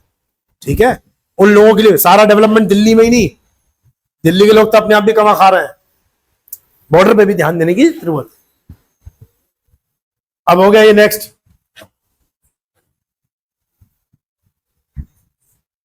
है अब तो कंडीशन बहुत इंप्रूव हो गई है और हो रही है बहुत सारी। नेक्स्ट और देखिए भैया, एक इंपॉर्टेंट प्रोजेक्ट इंडिया का, जियो थर्मल पावर प्रोजेक्ट। लद्दाख में जियो थर्मल पावर प्रोजेक्ट, पहली बार कोई भी काम होता है, चाहे वो पहला प्यार हो, पहला ब्रेकअप हो, पहली बार कोई बुक लेके आता है, बोले यार बड़ी अच्छी लग रही है, आदमी खोल के जरूर देखता है उसे, चाहे पढ़े ना, उसके डायग्राम्स और पिक्चर जरूर देखता है उसमें, उसमें बहुत इंटरेस्ट रहता है। ऐसे ही यूपीएससी पहली बार कोई काम होता है जरूर पूछता है, पहला जियो थर्मल पावर प्रोजेक्ट इंडिया में लगने जा रहा है। जियो थर्मल, भूमि से निकलने वाला ताप, एक अपने आप में रिन्यूएबल सोर्स ऑफ एनर्जी है। जमीन के अंदर आपको पता है कुछ वॉल्केनिक एक्टिविटीज होती रहती हैं। अगर हम उस अर्थ की हीट को कैसे भी करके स्टीम में कन्वर्ट कर दें, तो हमारे टरबाइन घूम के इलेक्ट्रिसिटी प्रोड्यूस कर सकते नहीं कर सकते? तो भारत में एचईपी की तो बहुत सारे स्कोप्स हैं, हाइड्रो इलेक्ट्रिक पावर प्रोजेक्ट्स के, विंड मिल के प्रोजेक्ट्स हैं कोस्टल रीजन में, सोलर के बहुत सारे स्कोप है इंडिया में। तो ये सारा हम रिन्यूएबल की तरफ शिफ्ट कर रहे हैं। हमको फॉसिल फ्यूल्स का जो non renewable source of energy है या कन्वेंशनल सोर्स ऑफ एनर्जी है, उसको क्या करना, कम से कम करना है। उससे बहुत प्रॉब्लम्स क्रिएट होती हैं, एयर पोल्यूशन है दुनिया भर का, और खर्चा भी बहुत ज्यादा है। उधर वाटर पोल्यूशन अलग होता है जहां पे माइनिंग होती है, वेस्ट बहुत हो रहा है। तो जियो थर्मल पावर प्रोजेक्ट की संभावनाएं बहुत सारी थी भारत में। पहला लद्दाख में लगने जा रहा है, चांगथांग वैली, थोड़ी देर पहले आपने चांगथांग एक जिला पढ़ा था, नया डिस्ट्रिक्ट बना है। अब देखो, एक आपने थोड़ी देर पढ़ा, आपको तुरंत याद आ गया नया डिस्ट्रिक्ट बना है। ये हुआ क्लास में अटेंशन का फायदा, अटेंटिव है आप। अगर एक बार आप जाके वीडियो फिर से देखोगे और कुछ पॉइंट्स नोट कर लोगे, दोबारा रिवीजन हो गया और फिर करने की जरूरत नहीं है आपको। एक बार एग्जाम से पहले एक बार इसे देख लेना बस। मैं आपसे वादा कर रहा हूं कि आप क्वेश्चन अगर पढ़ोगे तो तुरंत आपको रिकॉल हो जाएगी, क्योंकि आप 3 बार कर चुके हो उस चीज को। ऑप्शन देखते ही याद आ जाएगा, ठीक है। तो चांगथांग वैली में, चांगथांग वैली की पूगा वैली, ये याद रखना, पूगा वैली, पूगा घाटी, चांगथांग जिले में, वहां पर इंडिया का पहला जियोथर्मल एक्टिविटी देखी गई और इसको ONGC, oil and natural gas corporation, Bharat सरकार की एक पीएसयू है, पब्लिक सेक्टर यूनिट है ये। तो ओएनजीसी यहां पर ड्रिलिंग कर रही है, ठीक है। और जमीन के अंदर से इसने ताप निकाला है, ये जमीन के ताप को स्टीम में कन्वर्ट करके पावर प्लांट लगाने की कोशिश की जा रही है। तो ये प्रोजेक्ट लगाया गया, आप देख रहे हो, ठीक है, लद्दाख में। जब ये फुली काम करना शुरू हो जाएगा तो वर्ल्ड का सबसे ऊंचा जियोथर्मल प्रोजेक्ट होगा। ध्यान से सुनिए मेरी बात, क्या कहा मैंने आपसे Rudra. It will be India's first geothermal energy and also the world's highest, 14,000 feet पर कोई नहीं है दुनिया का जो जियोथर्मल पावर प्रोजेक्ट हो। ये दुनिया का पहला प्रोजेक्ट होगा। तो अपने आप में एक इंपॉर्टेंट बात हो जाती है वर्ल्ड लेवल पर। ONGC started drilling is the first well, पहला कुआं खोद दिया इसने ओएनजीसी ने, और उसमें हाई प्रेशर स्टीम का जो 100 डिग्री सेल्सियस तक की मिली है, with discharge rate of 100 ton geothermal energy per hour. 1 घंटे में इतनी एनर्जी रिलीज कर पा रहा है अभी, जो कि एक बढ़िया सिग्नल है। बाकी धीरे धीरे करके और ड्रिलिंग की जाएगी, इसका सर्वे होता है? करना ही पड़ेगा, वो तो बहुत सारे चीजें देखी जाती नेचुरल रिसोर्सेज में उसके। सॉल्ट लेक 22 किलोमीटर दूर बता रहे हैं away from the salt lake. तो 22 किलोमीटर दूर बहुत ज्यादा भी नहीं है वैसे तो, ठीक है। तो जियोथर्मल एनर्जी कहां पर? Changthang valley, Puga valley. अब देखिए नेक्स्ट, राष्ट्रीय हिंदी विज्ञान सम्मेलन, राष्ट्रीय हिंदी विज्ञान सम्मेलन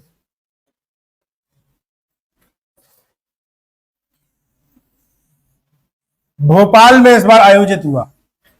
सीधा क्वेश्चन, डायरेक्ट क्वेश्चन आएगा। राष्ट्रीय, जबरदस्ती ट्रांसलेट मत करना, नेशनल हिंदी साइंस कॉन्फ्रेंस, इसी तरीके से लिख के आएगा पेपर में भी, ठीक है। राष्ट्रीय हिंदी विज्ञान सम्मेलन इस साल कहां आयोजित किया गया, कहां पर हुआ? ये भोपाल में। भोपाल में हुआ तो जाहिर सी बात है ये मुख्यमंत्री साहब है भोपाल के, मोहन यादव जी। इस सम्मेलन में एक तो क्वेश्चन ये आ सकता है भाई, दूसरा डेट 30-31 जुलाई 2024 में ये काम हुआ। और इस सम्मेलन की, इस कॉन्फ्रेंस की जो मेन थीम थी, वो थीम थी to present the discussion work in Hindi, enrich science and technology based research in Hindi and popularise science and technology through the Hindi medium. विज्ञान और तकनीक, आप अक्सर देखते हो साइंस और टेक्नोलॉजी, ये पूरा क्या लिखा है इसको समझा रहा हूं मैं। साइंस टेक की जितनी बुक्स होती हैं ज्यादातर इंग्लिश में अवेलेबल होती हैं। इससे बहुत प्रॉब्लम आती है हिंदी मीडियम के बच्चे को, क्योंकि रिसर्च हो रही है इंग्लिश में, नोबेल प्राइज मिल रहा है वेस्टर्न कंट्रीज को, वहां हिंदी तो चलती नहीं। तो वहां के उस साइंस और टेक्नोलॉजी के इंग्लिश टर्म्स को हिंदी में ट्रांसलेट करना सही तरीके से, रिसर्च करना और साइंस टेक आसान बनाना हिंदी में पढ़ने के लिए, ताकि हिंदी मीडियम भी क्या हो सके, उसका अपलिफ्टमेंट हो सके। उस पर बेस्ड ये कॉन्फ्रेंस थी, मतलब एक सम्मेलन था ये। इसलिए था enrich science and technology based research in Hindi, ठीक है। हिंदी में कैसे रिसर्च हो सके साइंस टेक की, एंड पॉपुलराइज साइंस, साइंस को कैसे कैसे हम प्रसिद्ध कर सकते हैं, पॉपुलराइज कर सकते हैं हिंदी मीडियम। ठीक है, ये तो थीम हो गई। बाकी आपसे मुझे लगता है क्वेश्चन पूछा जा सकता है केवल राष्ट्रीय हिंदी विज्ञान दिवस सम्मेलन कहां पर हुआ। ठीक है, तो भोपाल। अक्सर दिमाग में दिल्ली आता लेकिन दिल्ली नहीं हुआ था। नेक्स्ट चलते हैं।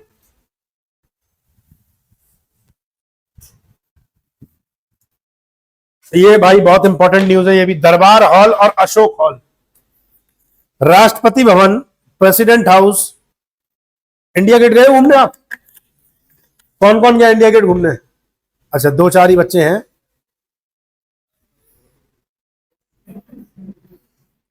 इंडिया गेट से जो एक रास्ता है, बिल्कुल सीधा ट्रैक है प्रेसिडेंट हाउस तक, उसे जनपथ कहते थे, लेकिन अब उसे नाम बदल दिया है, गणतंत्र पथ कहते हैं।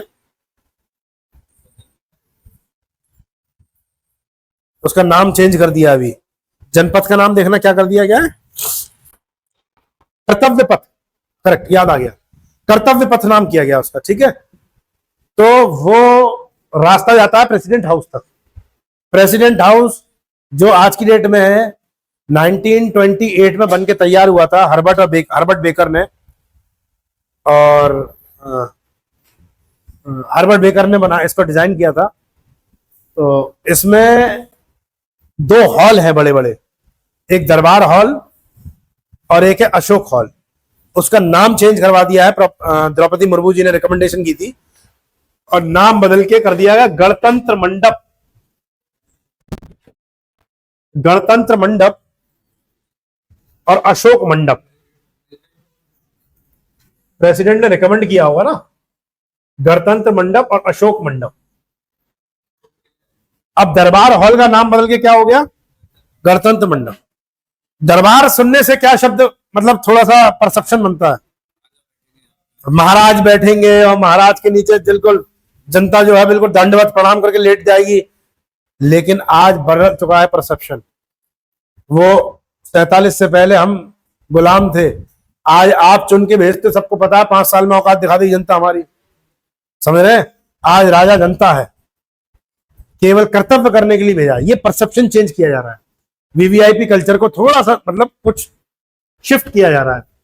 तो आज गणतंत्र मंडप, गणतंत्र का मतलब, रिपब्लिक का मतलब क्या होता है, ध्यान रखना, रिपब्लिक शब्द नहीं है। हालांकि गणतंत्र की इंग्लिश रिपब्लिक होती है, लेकिन एग्जाम में अगर आएगा तो ऑप्शन गणतंत्र ही मानना, गणतंत्र हॉल मंडप। ठीक है, मैम बताएंगे गणतंत्र का मतलब क्या होता है। रिपब्लिक मींस गणतंत्र,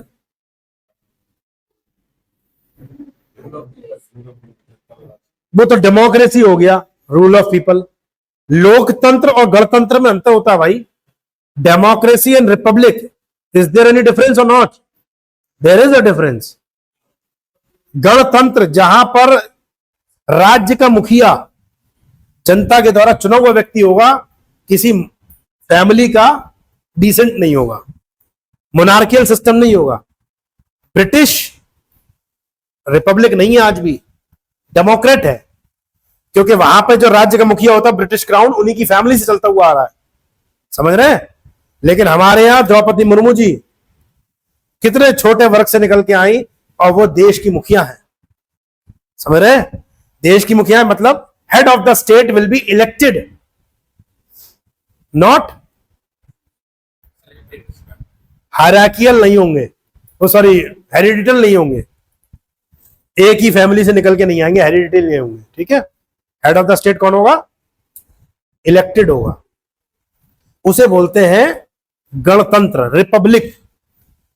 जबकि डेमोक्रेट होता है कि शासन व्यवस्था चलाने वाले लोग जो होंगे वो जनता का तंत्र होगा, ऑटोक्रेटिक नहीं होगा, तानाशाही रवैया नहीं होगा, लोकतंत्र होगा, जनता के द्वारा चुने हुए लोग। हमने चुन के भेजे अपने अपने एमपीज, आप जाइए, आप जाके रूल बनाइए। ठीक है, तो गणतंत्र मंडप किसका नाम कर दिया गया, दरबार हॉल का, और अशोक मंडप किसका नाम कर दिया गया, अशोक हॉल। ठीक है, नेक्स्ट आ जाइए।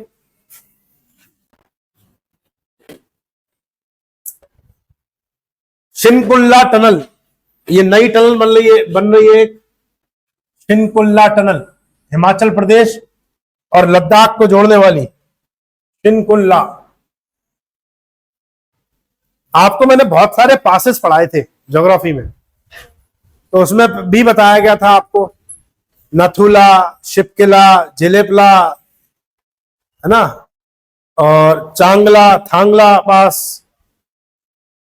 ऐसे ही ला शब्द जो आता है बार बार, वो ला शब्द का तिब्बत की भाषा में अर्थ क्या होता है? पास। तो शिनकुल्ला भी एक पास है हिमाचल प्रदेश और लद्दाख के बॉर्डर पर। एक्चुअली में हम कर क्या रहे हैं, मेरे पास मैं ऐसे बना दे रहा हूं आउटलाइन।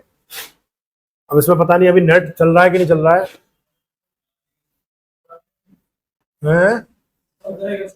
कोई बात नहीं, आप ऐसे समझिए। अभी केवल मैंने आपको नॉर्थ इंडिया का एक पार्ट बनाया है, जम्मू कश्मीर और लद्दाख वाले स्टेट।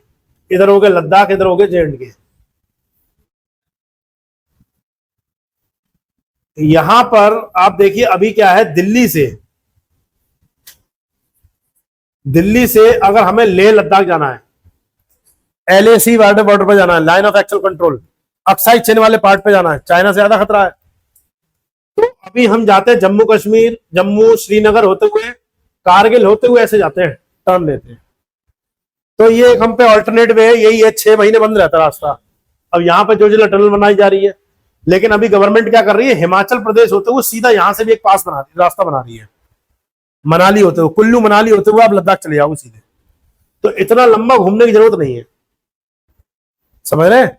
लेकिन ये वाला रास्ता बहुत खतरनाक रास्ता है, बहुत ऊंचा नीचा है, पहाड़ी क्षेत्र है, ग्रेट हिमालय पास पार करना आपको।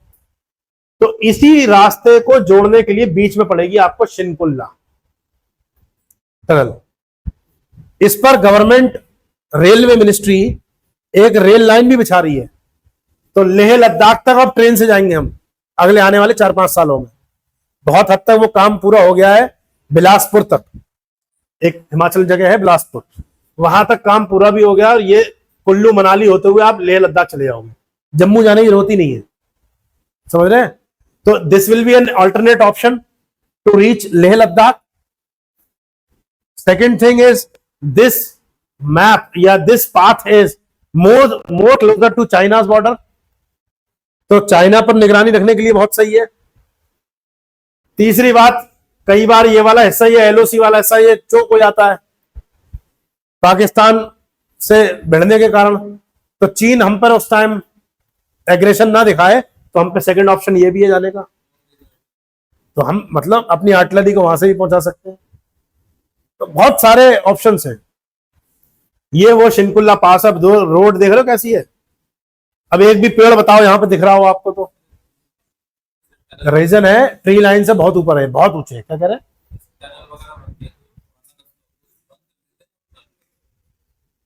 नहीं नहीं, उसे चालू भी रखते हैं, लेकिन जो मेन टनल अगर जैसे बन जाएगी ना, तो ये करीब 100 किलोमीटर तक का रास्ता कम कर रही है। तो फिर आदमी पुराने रास्ते पे क्यों जाएगा? अब पहाड़ के 100 किलोमीटर बहुत होते हैं, गाड़ी चल नहीं पाती 30-40 से ऊपर। और ऐसी रास्ते पे थोड़ी आप 100-200 की स्पीड में चलाओगे, इस पे थोड़ी ना हायाबुसा बना दोगे। इस रास्ते पे गाड़ी चलाने के लिए मतलब समझ रहे हो आप, 30-35 से ऊपर नहीं आती है। तो इस तरीके का पाथ होगा, वो कवर हो जाएगा, पहाड़ के अंदर ही अंदर आप पहुंच जाएंगे। देख रहे हो स्नो लाइन में मुश्किल से छोटी मोटी काई या घास मिल जाएगी आपको, यहां पर इतनी ऊंचाई पर है। तो शिनकुल्ला पास कहां पर है? बिटवीन हिमाचल प्रदेश की लाहौल वैली से लद्दाख के जास्कर वैली को कनेक्ट करेगी। एक पॉइंट तो ये याद करना है, Shinkula pass will be connect Zanskar valley to Lahaul Spiti.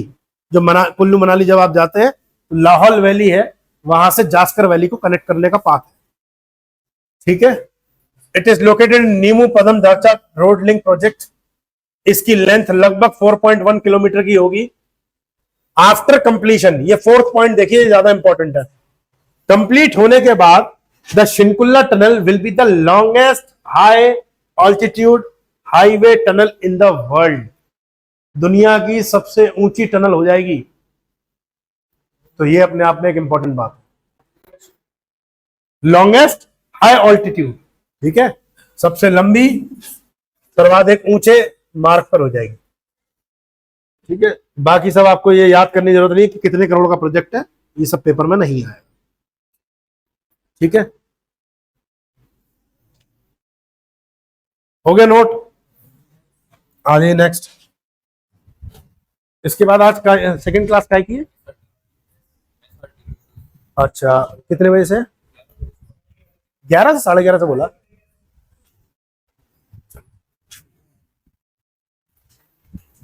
Next scheme पर आ जाइए।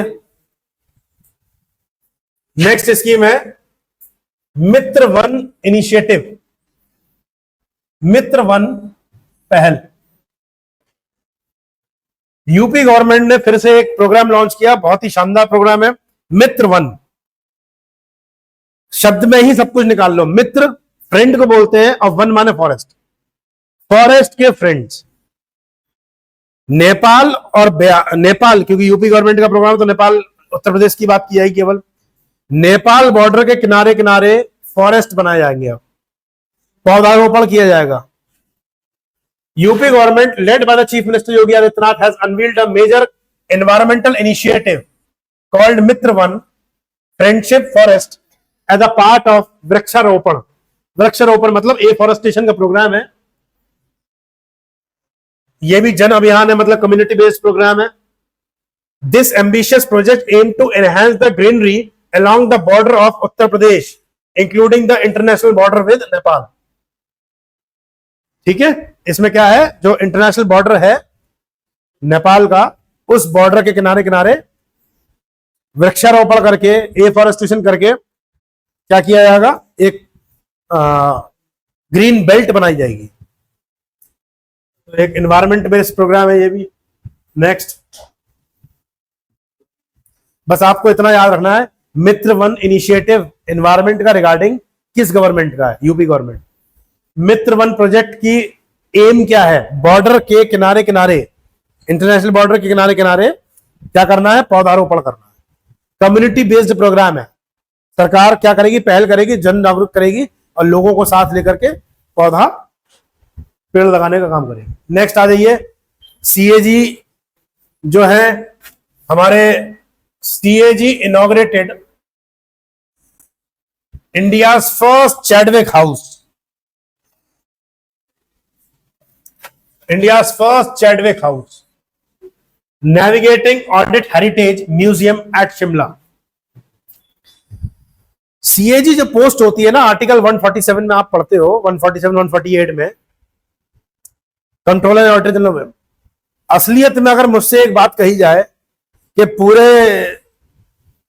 कॉन्स्टिट्यूशन पढ़ने के बाद आप ये बताओ, प्रधानमंत्री देखो सबसे ताकतवर व्यक्ति होता है, आर्टिकल 75 मोस्ट पावरफुल, 74 75 में प्राइम मिनिस्टर जो रियल में है।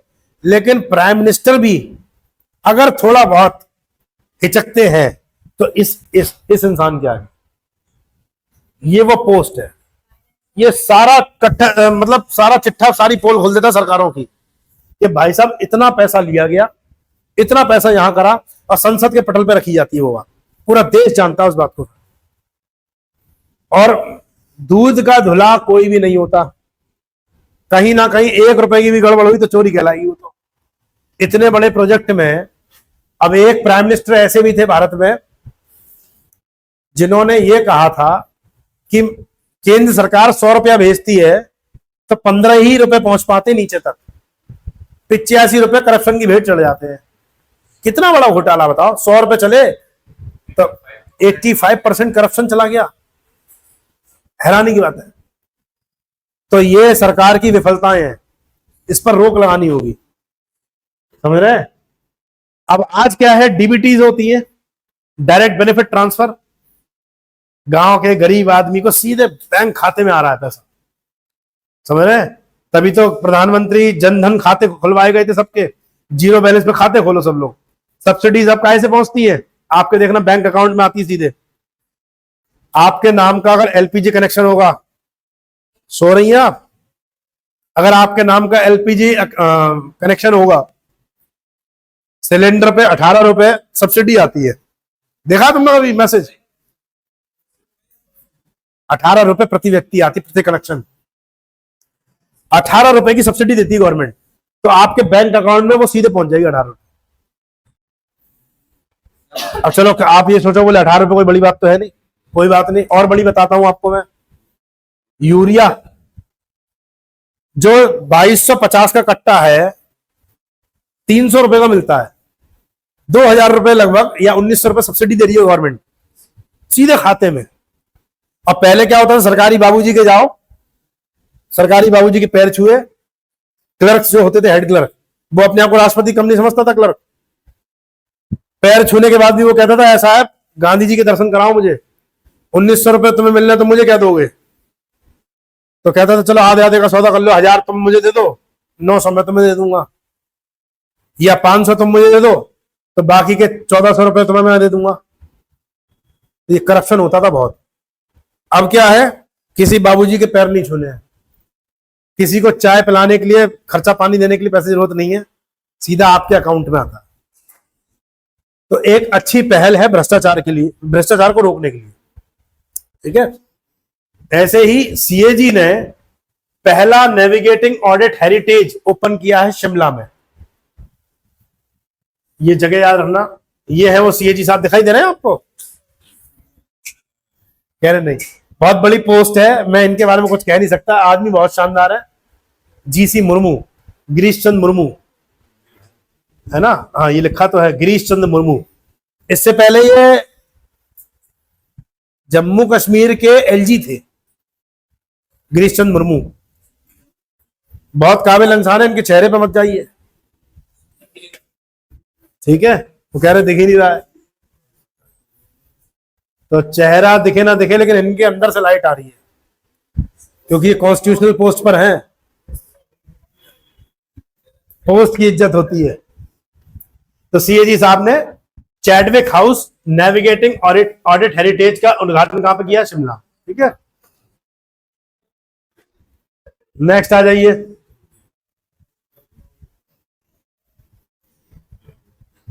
वाइस प्रेसिडेंट जगदीप धनखड़ साहब, भारत की संसद पार्लियामेंट में ये बहुत मुद्दा चला था, विपक्ष ने उठाया था, एक प्रेरणा स्थल बनाया है।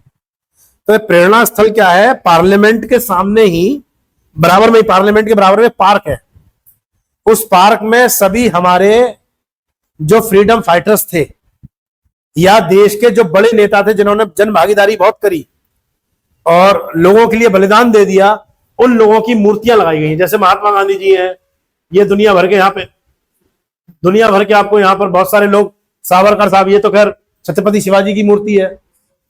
सभी देश के जो स्वतंत्रता सेनानी थे उन सबकी मूर्तियां यहां पर लगी हैं। उस जगह का नाम है प्रेरणा स्थल। तो देखो वाइस प्रेसिडेंट ने लॉन्च किया इस प्रेरणा स्थल को, जगदीप धनखड़ साहब ने। ये रहा प्रेरणा स्थल at the parliament house complex, ठीक है। द स्थल house is the statue of India's eminent leaders, Bharat के उत्कृष्ट नेताओं के बारे में या freedom fighters that were the previously dispersed across the different places in the parliament house complex। पहले क्या था ना, पार्लियामेंट के अंदर, पार्लियामेंट आपने देखी नहीं होगी अंदर, पुराना वाला पार्लियामेंट भवन जो है वो म्यूजियम बन चुका, जा सकते हो आप घूमने वहां। अलग अलग जगह पे कहीं गांधी जी लगे हैं, कहीं पर वीर सावरकर साहब है, कहीं पर छत्रपति शिवाजी महाराज है, कहीं पर कोई है, कहीं पर कोई है, भगत सिंह जी है, सबकी अलग अलग मूर्ति थी। अब सरकार ने क्या करा, इन सबको इकट्ठा करके एक कॉम्प्लेक्स बना दिया है, एक पार्क बना दिया, उस पार्क का नाम है प्रेरणा स्थल, ठीक है। तो प्रेरणा स्थल पार्लियामेंट में ही फ्रीडम फाइटर्स का या एमिनेंट लीडर्स का एक पार्क है। नेक्स्ट आ जाइए, ये जगदीप धनखड़ साहब दिख रहे होंगे, इन्हें तो पहचानते हो, कौन है? स्पीकर लोकसभा, बहुत बड़ी। ये कौन है? हरवंश राय बच्चन, ये है deputy chairman of Rajya Sabha. Chairman हमेशा वाइस प्रेसिडेंट होते हैं, लेकिन वाइस प्रेसिडेंट अगर कुर्सी पे नहीं होंगे तो उनकी जगह डिप्टी चेयरमैन आते हैं। ये हरवंश राय जी। ये कौन है? अर्जुन राम मेघवाल साहब है, ठीक है। ये किरण रिजिजू है, अब आजकल शायद स्पोर्ट्स मिनिस्टर है। नहीं, स्पोर्ट्स तो अब मनसुख मांडविया पे है, इन पे कोई और मिनिस्ट्री है, माइनॉरिटीज अफेयर्स, करेक्ट, ठीक है। या जानते ही हो आप अश्विनी वैष्णव। नेक्स्ट आ जाइए, इन्हें तो बताने की जरूरत नहीं कौन है, ये हर जगह आ जाते हैं।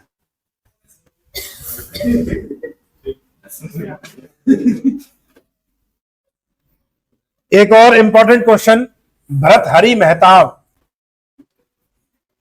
Bhartruhari Mahtab protem speaker 18th Lok Sabha, इस साल इलेक्शन हुए थे, तो 2024 में जो इलेक्शन हुए थे वो 18th लोकसभा के इलेक्शन थे, 18वीं लोकसभा के।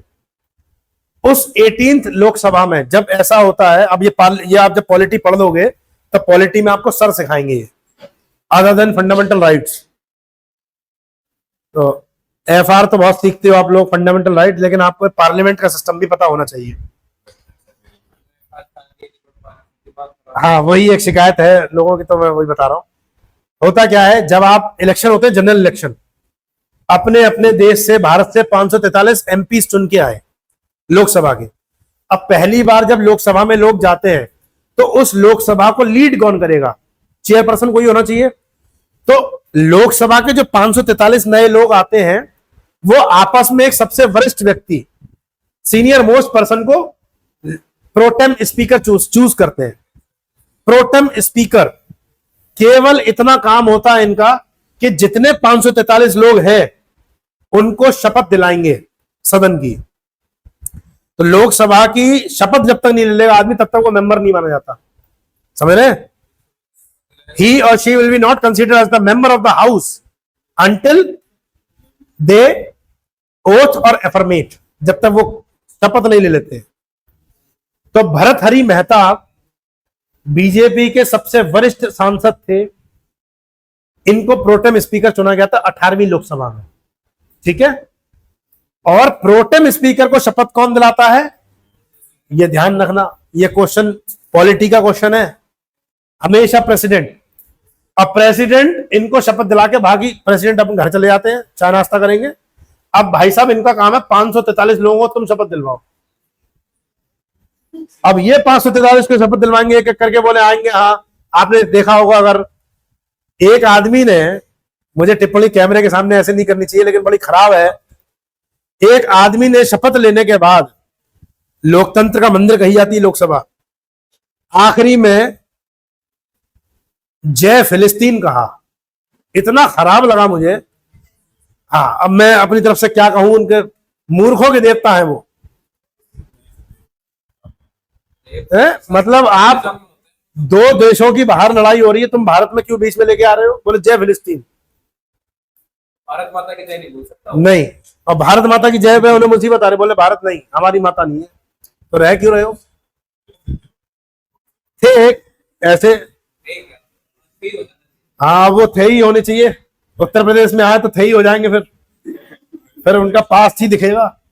लेकिन खैर कोई बात नहीं, उनका हिसाब वही है कि खाना यहां खाते हैं और हमेशा पाकिस्तान के गीत गाते हैं। तो ये व्यक्ति सबको दिलवाएगा शपथ, प्रोटेम स्पीकर। उसके बाद जैसे ही हाउस के सारे मेंबर्स शपथ ले लेंगे, फिर आपस में एक व्यक्ति को चूज करते हैं, वो होता है स्पीकर। स्पीकर ताकतवर पद होता है, वो 5 साल तक रहेगा। और वो कौन है 18th लोकसभा के? ओम बिरला। कंटिन्यू किया उन्होंने। ठीक है, तो स्पीकर और प्रोटेम स्पीकर में डिफरेंस होता है। ठीक है ना, समझ में आई बात? तो प्रोटेम स्पीकर का नाम पूछा सकता है, स्पीकर तो नहीं पूछेगा आपसे, सबको ही पता है स्पीकर ओम बिरला है। Protem speaker Bhartruhari Mahtab. कहां लिखा नाम? केवल महताब लिखा है इनमें, भर्तहरि महताब नाम था इनका, तो कहीं लिखा है बीजेपी मेंबर बी मेहताब। हाँ, Bhartruhari.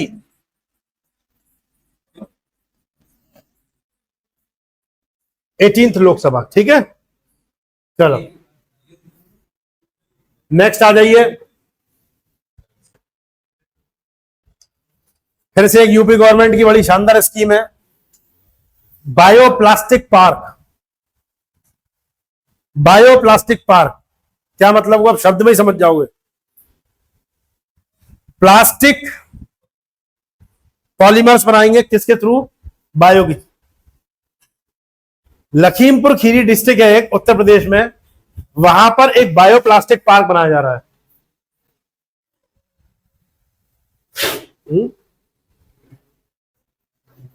Bioplastic park this is innovative project aim to address environmental concerns boosting the local economy. एक तो एनवायरमेंट से रिलेटेड है और लोकल लोगों की इकोनॉमी को बूस्ट करने के लिए। अब इसमें है क्या, एक चीज बताऊं आपको मैं इसके बारे में, बायोप्लास्टिक पार्क के बारे में। कॉर्न्स, जो मक्का होती है, और चावल का ब्रान, चावल का पानी, इससे क्या है, इथेनॉल बन जाता है। अब इथेनॉल आज की डिमांड है। अब आज का जो जमाना है या कल का जो जमाना होने वाला है वो ईवीज की तरफ जा रहा है, इलेक्ट्रॉनिक व्हीकल की तरफ जा रहा है, या बायोफ्यूल्स की तरफ जा रहा है। अभी हम E10 और E20 यूज कर रहे हैं। E10 90% पेट्रोल में 100% पेट्रोल में 90% इथेनॉल होगा और 10% हम बायोफ्यूल मिला रहे हैं। और इसमें, सॉरी मैंने गलत बोला, 100% पेट्रोल में 90% जो होगा वो हाइड्रोकार्बन्स होंगे, फॉसिल फ्यूल होगा, और 10% इथेनॉल C2H5OH मिलाते हैं। और E20 में मीथेनॉल मिलाते हैं, उसमें डीजल। तो 80% डीजल और 20% हम क्या मिला रहे हैं, मीथेनॉल, जो कि एक बायोफ्यूल है। अब मीथेनॉल हो या इथेनॉल हो, इथेनॉल, ये सब बायोफ्यूल्स है। इथेनॉल हमेशा किसमें मिलाया जाता है, पेट्रोल में, और मीथेनॉल हमेशा मिलाया जाता है डीजल में। ठीक है, इसके बेनिफिट्स देखो क्या क्या है। पहली बात तो आपको समझ में आ ही रही होगी कि बोले सर, हाँ, इसके पोल्यूशन कंटेंट जो बाई प्रोडक्ट्स होते हैं बहुत कम होते हैं। पहला तो आपको यही समझ में आ रहा होगा कि हमारे देश में एयर पोल्यूशन कम करेगा, कम से कम 10% और 20% तो करेगा ही। दूसरी बात, इस बायो फ्यूल को, मिथेनॉल और इथेनॉल को प्रोड्यूस कौन कर रहा है, फार्मर। चावल के और मक्के से बन रहा है, और मिथेनॉल बनता है जेट्रोफा से। जेट्रोफा का एक पौधा होता है, उसे डीजल प्लांट भी कहते हैं। उस पौधे से डीजल निकलता है, उसके मतलब जूस से। तो मिथेनॉल बना रहे हैं जेट्रोफा से, रतन जोत हिंदी में बोलते हैं, सुना रतन जोत का पौधा। तो फार्मर की क्या इनकम नहीं बढ़ेगी इससे, भाई फार्मर की इनकम बढ़ेगी। अभी तक हम मक्के का करते हैं क्या, खाते हैं। अब मक्के से तेल बनाएंगे, हर आदमी के पास गाड़ी है, वाइन भी बनती है, बिल्कुल। हम एक्सपोर्ट बनेंगे, करेंगे, तो एनवायरमेंट के लिए भी अच्छा है, सस्टेनेबल है, इकोनॉमी के लिए भी है। और एक बहुत बड़ी बात बताऊं, हम खाड़ी देशों पर, गल्फ कंट्रीज पर निर्भर है फॉसिल फ्यूल के लिए। भारत में तेल इतना नहीं होता है, भारत की जितनी जरूरत है ना उसका केवल 15% ही हमारे पास तेल है। 86% हम इंपोर्ट करते हैं, कभी सऊदी अरब से, ईरान से, इराक से, रशिया से। और आए दिन तुम देखते हो कि भारत के संबंध खराब हो गए इस देश से उस देश से। तो किसी पे निर्भर मत रहो, हमेशा मल्टीपल ऑप्शंस रखो। इसलिए कहता हूं मैं, एक मत रखो, कोई मल्टीपल ऑप्शन रखो, जो एक रूट जाए तो दूसरे पे चल, कोई बात नहीं। और इन्होंने जो बात कही, बोले कई चीजों में सिंगल ही सही रहता है, इसलिए भारत अब सिंगल रहना पसंद कर रहा है। बोले हम घर में प्रोड्यूस करेंगे, ना हम कतर पर डिपेंड है गैस के लिए, ना हम सऊदी पर, ना ईरान पर, ना वेनेजुएला पर। हम क्या करेंगे, बायोफ्यूल बनाएंगे, और उस बायोफ्यूल को बनाने के बाद अपने फार्मर्स की इनकम भी बढ़ेगी, एयर पोल्यूशन भी कम होगा, गल्फ कंट्रीज या फॉरेन कंट्रीज पर निर्भरता कम होगी, हम अपने आप में आत्मनिर्भर बनेंगे। बहुत सारे बेनिफिट्स हैं, उन बेनिफिट्स को देखते हुए इस चीज को हम बढ़ा रहे हैं। ठीक है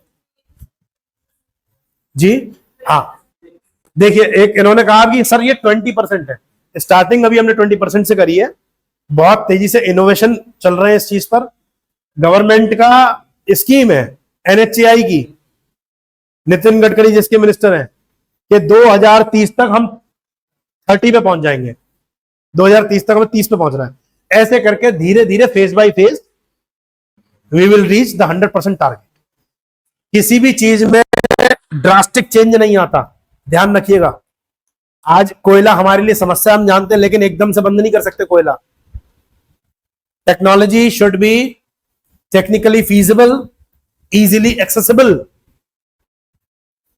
कोयला आपको लग रहा है कोयला बैन कर दोगे तो ये जो बिजली में बैठे हैं ना,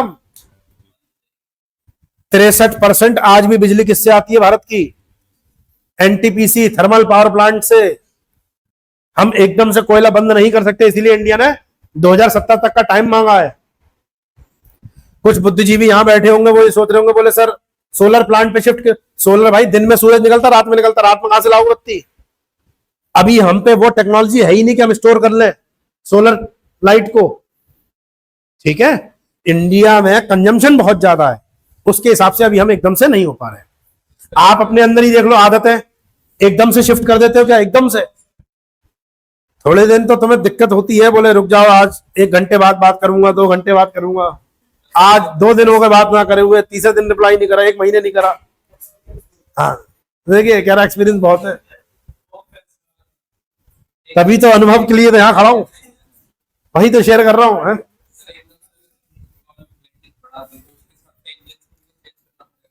और वही बता रहा हूं मैं, एकदम से अगर आप पी रहे इथेनॉल पे लिया 100% के हम पे ना तो इतने पंप है और ना हमारे पास ऐसे इंजन है। आप सब देख लो, आपके घर में जो भी गाड़ी होगी या तो डीजल की होगी या पेट्रोल की होगी या सीएनजी होगी। हम पे है ही नहीं अभी पूरी इथेनॉल 100% वाले। इंजन भी चेंज करने पड़ेंगे, चेंजेस लाने पड़ेंगे, तो बहुत सारी चीजें होंगी, फेज बाय फेज चेंज होते हैं। ठीक है, नेक्स्ट चलते हैं अब। हाँ, ये प्रोग्राम कहां पर लॉन्च किया है? लखीमपुर खीरी डिस्ट्रिक्ट, ठीक है, उत्तर प्रदेश। कोई बात नहीं, हो जाने दो। उल्लास प्रोग्राम, ये नया एक प्रोग्राम है उल्लास। लद्दाख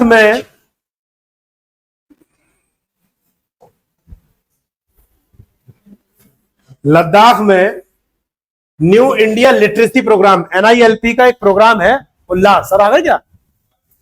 उल्लास ये डिक्लेयर किया गया है फुली फंक्शनेबल लिटरेसी। लद्दाख ने 97% लिटरेसी को कवर करा है, बहुत बड़ी बात होती है 97% लिटरेसी कवर कर ली उल्लास प्रोग्राम के अंतर्गत। ठीक है, तो नव भारत साक्षरता कार्यक्रम न्यू इंडिया लिटरेसी प्रोग्राम के तहत उल्लास प्रोग्राम लद्दाख में 97% लिटरेसी को कवर करने वाला यूनियन टेरिटरी बन गया है। ठीक है, डायरेक्ट क्वेश्चन है ये भी। वन नेशन वन इलेक्शन बहुत अभी न्यूज में है आजकल। एक देश एक चुनाव, one nation one ration card, one nation one mobility card, बहुत सारे ऐसे प्रोग्राम चल रहे हैं। तो एक कार्ड से मेट्रो में भी, भारतीय रेल में भी, बस में भी सफर कर सकते हो। ऐसे ही वन नेशन वन इलेक्शन, इसमें क्या होगा, ये पास हो गया है बिल। अब आपको 2029 में चुनाव ऐसे होते हुए दिखेंगे। और भारत जब से आजाद हुआ 1950 के बाद से 1951 से 1964 तक, जब तक नेहरू जी रहे तब तक ऐसा होता भी था, देश में एक साथ चुनाव होते थे। तो होता क्या था, एक आदमी जब वोटिंग करने गया, दीपक, एक आदमी जब वोटिंग करने गया, आप में से कई लोगों ने वोट डाला भी होगा, कईयों ने नहीं डाला होगा अभी तक। तो जब वोट करने जाते हैं तो लोकसभा का एक मशीन रखी होगी, वहीं पे आपने अपने MP चूज कर लिया, उसी के आगे आप बढ़ोगे, एक दूसरी मशीन होगी स्टेट असेंबली का अपना MLA चूज करने की, उसे चूज करा। एक तीसरी मशीन रखी होगी लोकल बॉडी में अपना पार्षद चुनने की।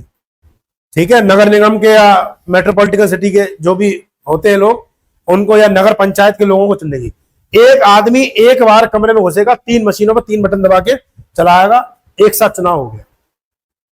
तो वन नेशन वन इलेक्शन ये प्रोग्राम, या ये कहो ये मिशन लेकर के भारत सरकार आई है, कानून लाया बना है। तो बहुत लोग इसका विरोध भी कर रहे हैं, बहुत लोग इसकी तारीफ भी कर रहे हैं। तो विरोध में भी बहुत सारे क्वेश्चन है, तर्क में देखिए क्या क्या है। वन नेशन वन इलेक्शन में लोकसभा और स्टेट लेजिस्लेटिव असेंबली, पहली बात तो ये ध्यान रखिएगा, राज्यसभा नहीं होगा, क्योंकि राज्यसभा के इलेक्शन में हम लोग चूज नहीं करते, वो इनडायरेक्ट इलेक्शन होता है। लोकसभा और लेजिस्लेटिव असेंबलीज, स्टेट असेंबलीज, उनके हमको इलेक्शन चूज करने हैं। और कहीं कहीं पर एक साथ लोकल बॉडीज का भी। ठीक है, तो लोकल बॉडीज के भी इलेक्शन एक साथ होंगे, देखें, म्युनिसिपैलिटीज और पंचायत। ठीक, एक बार में अभी क्या है देश में, साला चुनाव ही नहीं खत्म होता है। अभी बोले सांसदी के गए, अब उपचुनाव होंगे, उसके बाद महाराष्ट्र में चुनाव आ गए, फिर यहां पर आ गए। तो चुनाव हो गए कि त्योहार हो गए, रोज हर महीने आ रहे हैं। तो इससे क्या है, एफिशिएंसी कम हो जाती है गवर्नमेंट की गवर्नेंस करने की। पैसा बहुत खर्च होता है, पैसा खर्चा हो रहा है, टाइम वेस्ट हो रहा है, लोगों का पार्टिसिपेशन कम होता है। लोग मतलब बहुत ज्यादा फ्रस्ट्रेट हो जाते हैं, बोले अरे अभी तो चुनाव गए थे, मैं इसको जिताऊं कि उसको जिताऊं, इन्हें जिताता रहूं, मैं खुद कब करूंगा काम। तो बहुत दिक्कतें आती हैं। तो इसलिए गवर्नमेंट क्या करने जा रही है, to align the electoral cycle जो है स्टेट असेंबलीज और लोकसभा के इलेक्शन और पंचायत के इलेक्शन एक साथ कराने जा रही है। अभी तो हो गए जो हो गए, अब 2029 से ऐसा होगा। ठीक है,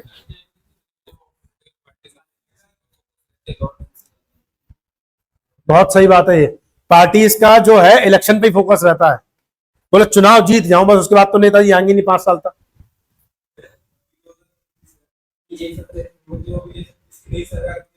हाँ नहीं, डिसॉल्व नहीं होगी, वो कंटिन्यू रहेगी। संसद एक बिल पास करेगी, अब जैसे 2027 में यूपी में इलेक्शन होने हैं, नहीं होंगे। केंद्र सरकार एक रेजोल्यूशन, केंद्र सरकार कह रहा हूं, संसद भारत की पार्लियामेंट जो एक रेजोल्यूशन पास करेगी और यूपी गवर्नमेंट का 2 साल का कार्यकाल बढ़ा देगी। 2027 की जगह 2029 हो जाएगा, एक साथ इलेक्शन होगा। ठीक है, आपसे एक बात ये देखो, cost reduction, governance continuity, increase voter participation, streamline economic benefits, enhance administration, improve election, ये सारे इसके बेनिफिट्स हैं। आपसे एक क्वेश्चन और पूछा जा सकता है इसमें कि वन नेशन वन इलेक्शन को रिकमेंड करने वाली कमेटी का नाम क्या था? रामनाथ कोविंद कमेटी, लिखिए।